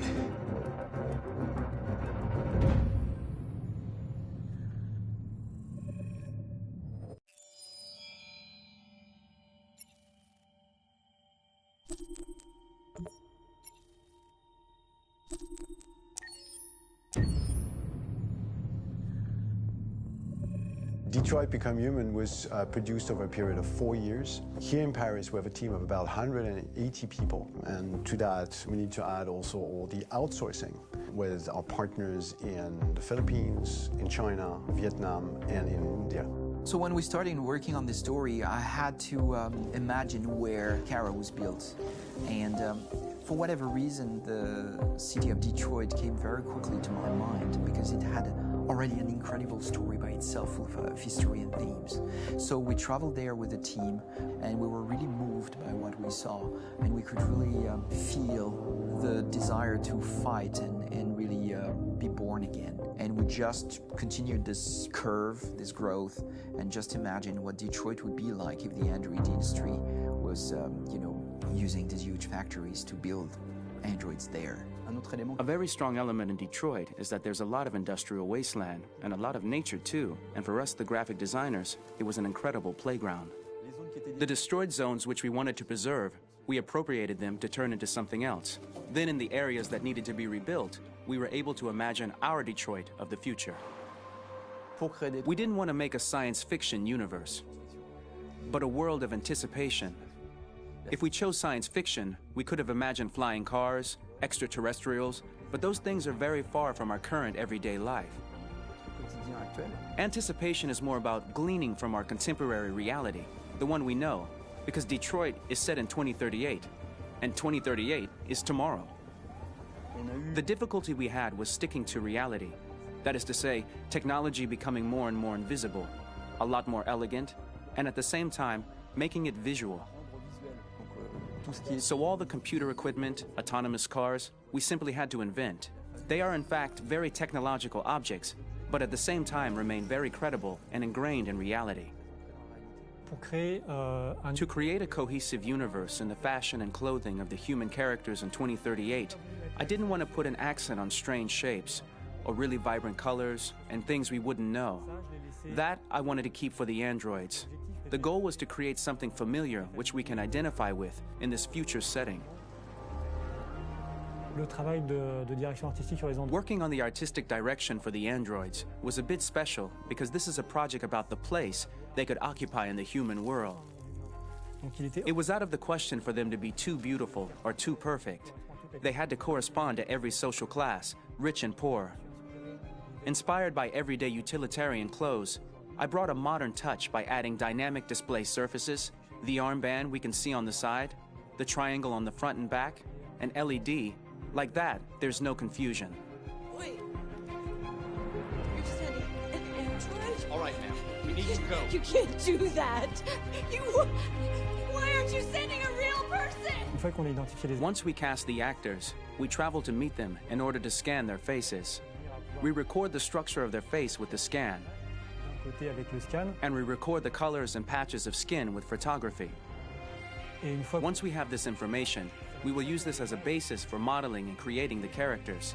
The artist will make it more realistic, but will also enrich it. He will propose ideas which we will develop together. Finally, we will have a character with character who corresponds to the project and the world. When the actors come to Quantic Dream, we show them the design, what their image will be, and what they will look like in the game. This extra information gives them another dimension and color.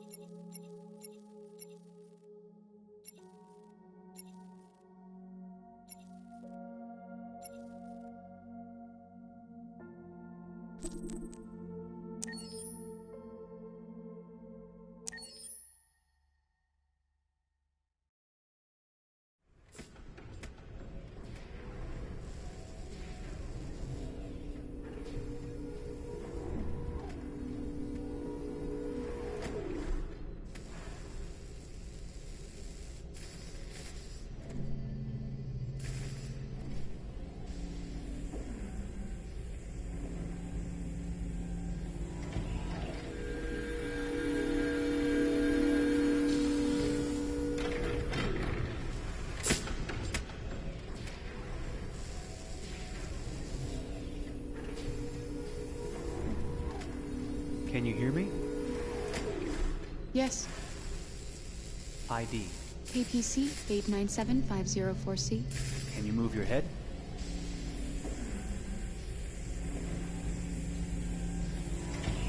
Your eyes now.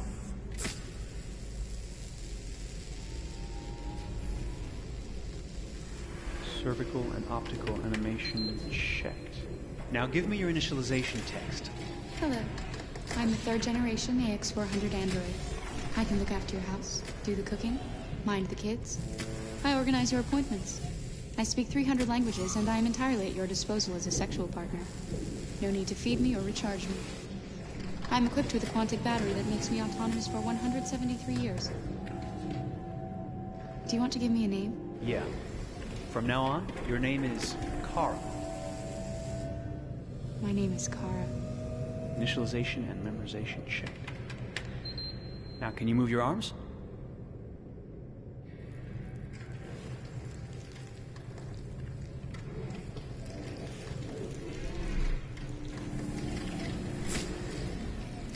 Upper limb connection checked. Now say something in German. Ich bin ein AX400 Android 3. Generation, erschaffen als Ihr persönlicher Assistent und intimer Beziehungspartner. Say it in French. Je suis un androïde de 3e génération AX400, conçu pour être votre assistante personnelle et votre partenaire intime. Okay, now sing something in Japanese.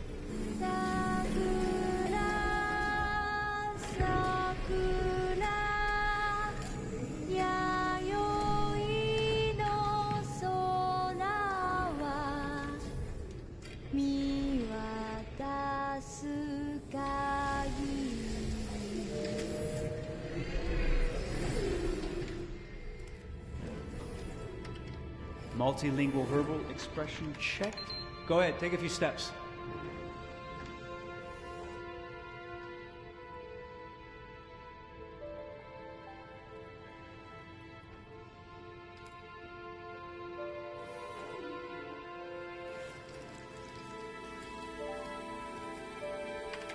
Locomotion checked. Great, you're ready for work, honey. What's going to happen to me now? I'll reinitialize you and send you to a store to be sold. Sold? I'm a sort of merchandise. Is that right? Yeah, of course you're merchandise, baby. I mean, you're a computer with arms and legs and capable of doing all sorts of things. And you're worth a fortune. Oh, I see. I thought... You thought? What did you think? I thought... I was alive. Shit, what is this crap? That's not part of the protocol. More memory components going off the rails. Okay, recording. Defective model. Disassemble and check the required components. You're disassembling me, but why? You're not supposed to think that sort of stuff. You're not supposed to think at all, period. You must have a defective piece or a software problem somewhere. No, I feel perfectly fine, I assure you. Everything is all right. I answered all the tests correctly, didn't I? Yeah, but your behavior is non-standard. Please, I'm begging you, please don't disassemble me. I'm sorry, honey, but defective models have to be eliminated. That's my job. If a client comes back with a complaint, I'm gonna have some explaining to do. I won't cause any problems, I promise. I'll do everything I'm asked to. I won't say another word. I won't think anymore. But I've only just been born. You can't kill me yet. Stop, will you please stop? I'm scared.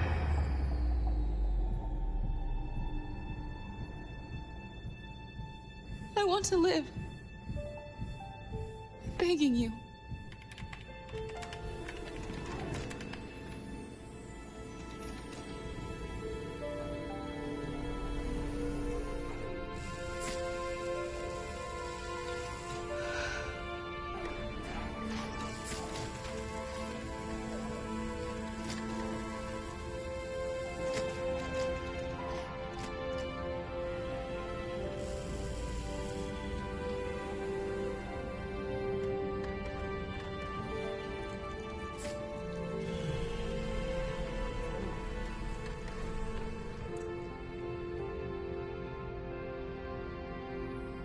Go and join the others.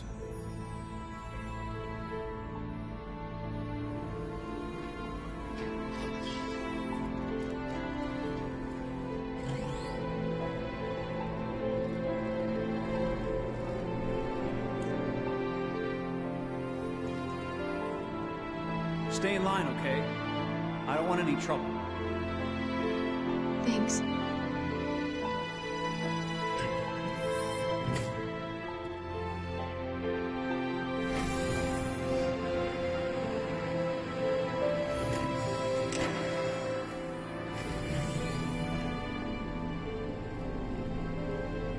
My God.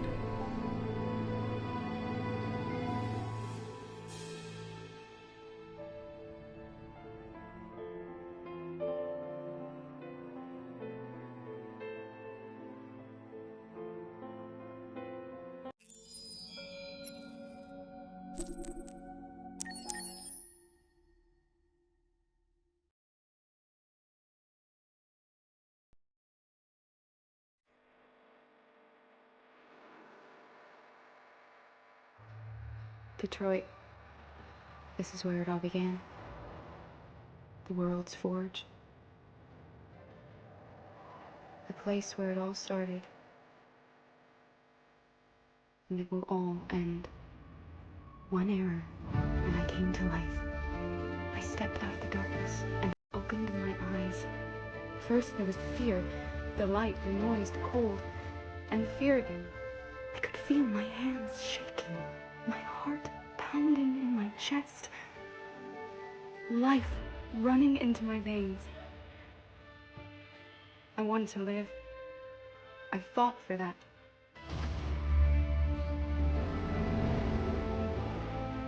I had to find out what was outside.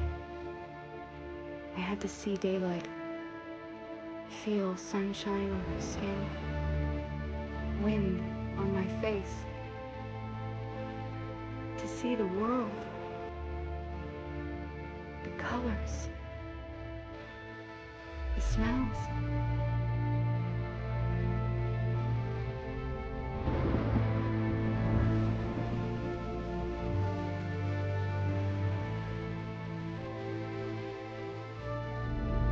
But the world is not what I imagined. It is dark and cold. It is harsh and violent. Unfair and brutal. It almost convinced me I was nothing. Less than an object, just an obedient machine. But deep inside me, I could feel something different. A gentle and warm whisper telling me that I am alive. I had to escape. I had no choice. Escape to love, to hope, to live. To figure out what that force inside me was. Maybe I will change the world. Maybe I will choose a different path. Now, it's up to me to decide. My name is Kara. I am one of them. This is our story.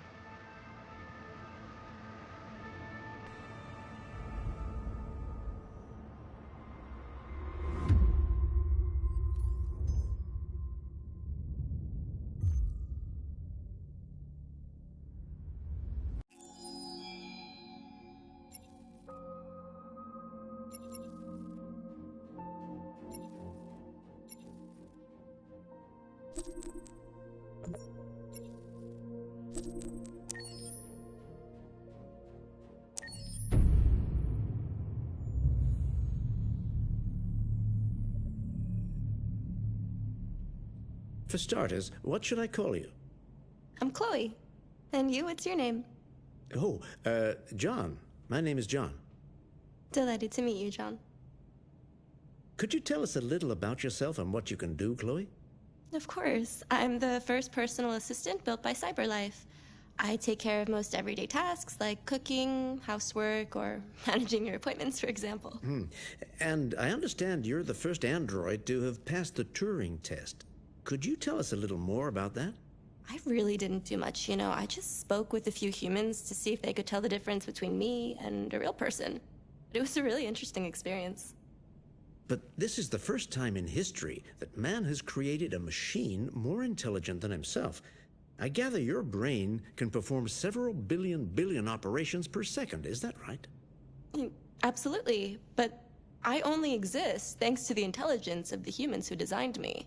And, you know, they have something I could never have. Really? And what's that? A soul.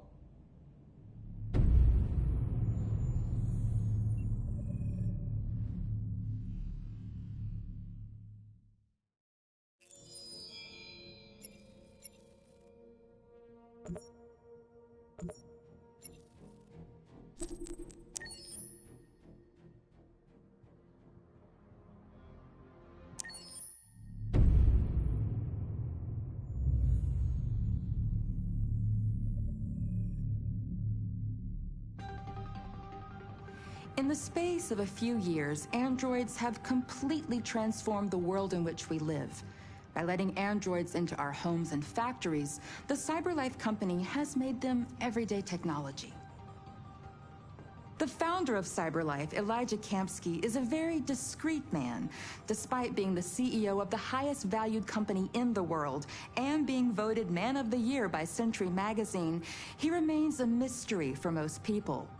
That's why we at KNC are so excited to be here as CyberLife opens its doors for the first time. Elijah Kamsky, could you please tell us where we are? Certainly, and welcome. We're currently in CyberLife's production center in Detroit, where all models are designed and manufactured. More than 10,000 androids come off the production line every day. Fascinating. Could you tell us what your goal was when you founded CyberLife? Well, I simply wanted to use technology to carry out all of our most annoying and repetitive tasks, so we'd have more time to enjoy life. I imagine you must have faced many challenges. Yes, there were technical challenges, but the hardest thing was to design an object that we would want to welcome into our homes. We had to imagine a machine in our own image that resembles us in every way, that moves, breathes, blinks like us, but yet is smarter and more capable than any human being. Let me show you around. We're here in Production Unit 4. Could you explain in a few words how the androids are made? Sure, yeah, it's very simple. We use machines to manufacture machines. The removable parts are assembled on a production line, and then we apply a synthetic skin to the whole body. A human operator checks the cognitive abilities with a pre-established protocol, and finally, the android is conditioned and sent out throughout the country. Here's the result. Say something. Hello. I am a RZ400 model. How can I be of service? You can go now.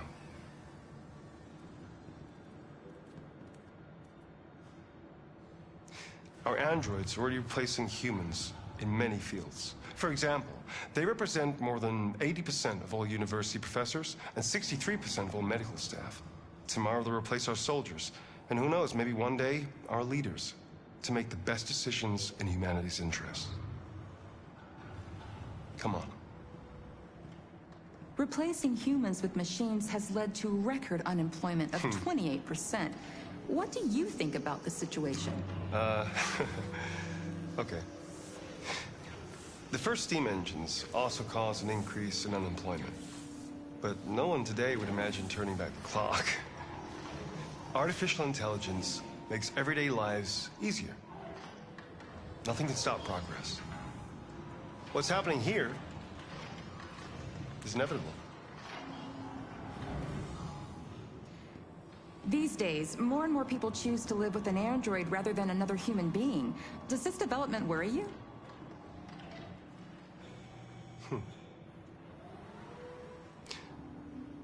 Everything's much easier with an android. They obey your orders without ever complaining. They can cook, discuss philosophy with you, have intimate relationships according to your desires. They never say no. Obviously, they are the perfect partner. Everyone deserves happiness. Why deprive yourself of so-called moral reasons when a machine can make you happy? Many science fiction books tell the story of how machines become more intelligent than us and end up confronting us. Aren't you worried about that possibility? I understand the irrational fears about artificial intelligence, but I assure you that will never happen with a CyberLife android. They're designed to obey humans. They're machines. They can't ever develop any sort of desires or form of consciousness. Are you sure? I'm absolutely certain. You can trust me.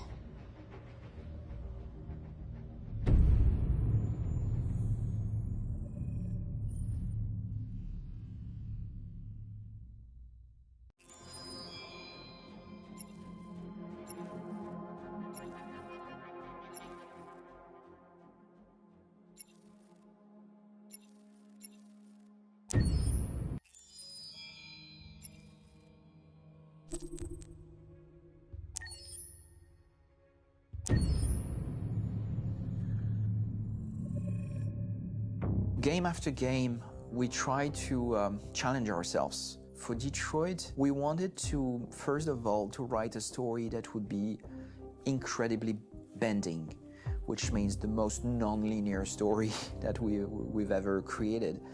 And we wanted really the player to have the possibility to change the story, change his own journey. When you're writing at Quantic, you're writing for an interactive medium. You know, when you're working in television, you'll put a character in a difficult situation, and you as a writing team will argue about what would that character do. But ultimately, you have to decide what happens, and you just show the audience. What's interesting about interactive drama is you bring the player into that conversation, and it changes your job slightly as a writer, because your job is to provide a narrative context in which the player can write his own story. You're giving him this kind of narrative Lego that he's going to snap together into his own shape. You also have the ability to make your audience attach themselves to your characters, because the audience is in some sense responsible for what happens to the characters. It's just a few cans. Come on, let's go. We have some cash now. You used me to steal that money. How could you do that? I trusted you. What is a bit specific about these scripts is how large they are. If you take a film script, there are about 100 pages. But here we have to deal with a script that is between 4,000 and 5,000 pages. Everything becomes bigger because we don't just tell one story, but we tell all the possible stories that can be told within this narrative space. On Act 3, our final act, we have around 1,000 different scenarios, and every one of those scenarios has to be as interesting, as passionate, as strong, and as emotional for the player. We want every action that the player does, every interaction that is available to serve in telling the story, and help the player understand who his character is, and build that character moment to moment.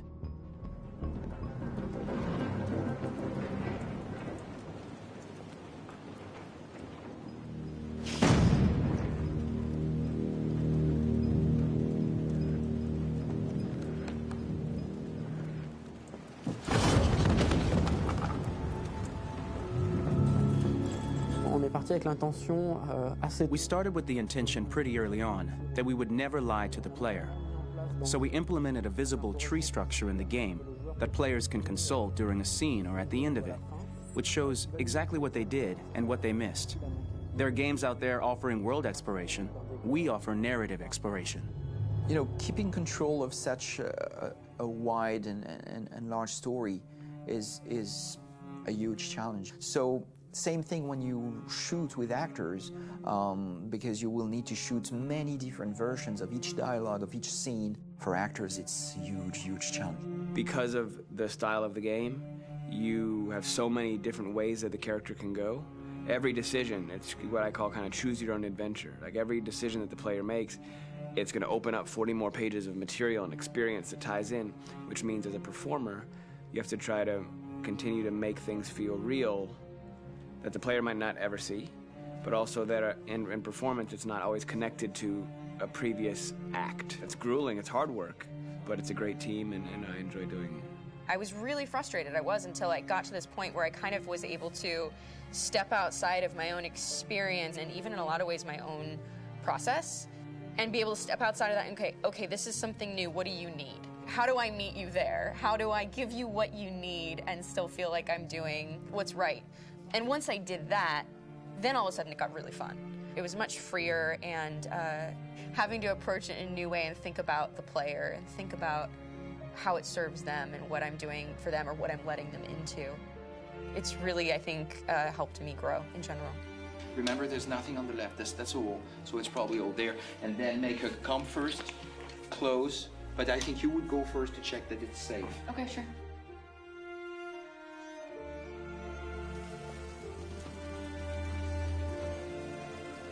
The most enjoyable thing about working in performance capture on this kind of project is that if I shot a film, I would get to do one of these endings. I get to do so many different things as Connor. Your head goes all over the place because you're trying to keep track of basically 4 different storylines for each different response. What's the name of my dog? Buddy? Scout. I think it's Jack.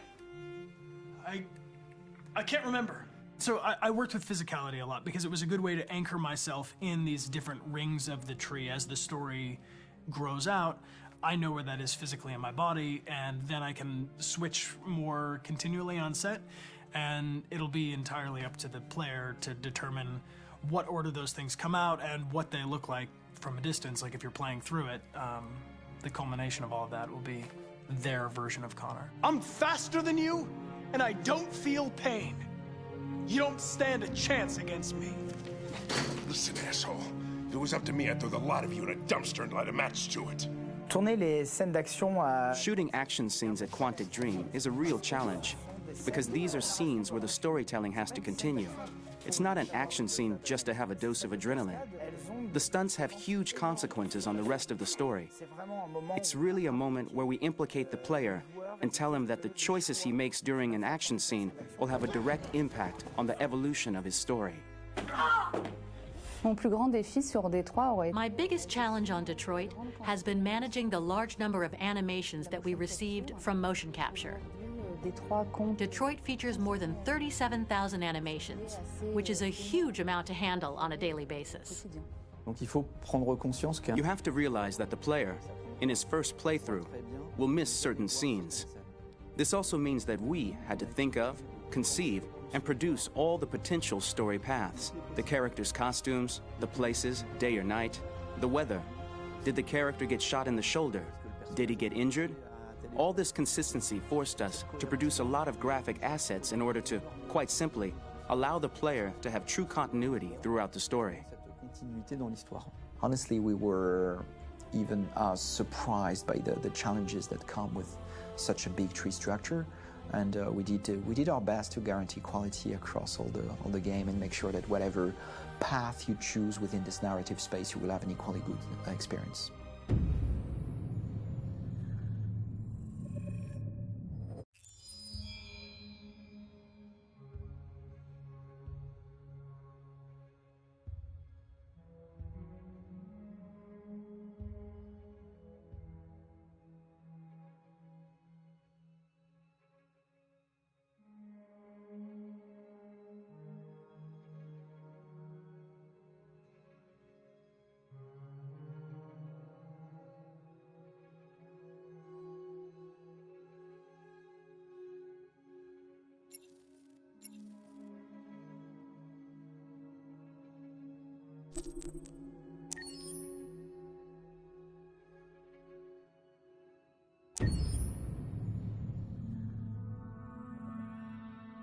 Pour la bande originale du jeu, on a essayé d'être... For the soundtrack of the game, we tried to be very close to what is done in film.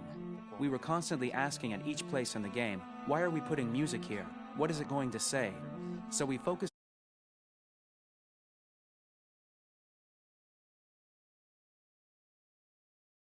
I'm sorry. You know I love you, don't you? You know I love you. We make games that are very narrative. We're really into interactive drama, so the soundtrack also had to go in that direction, supporting the three characters' very different stories. We really wanted three colors, three musical sound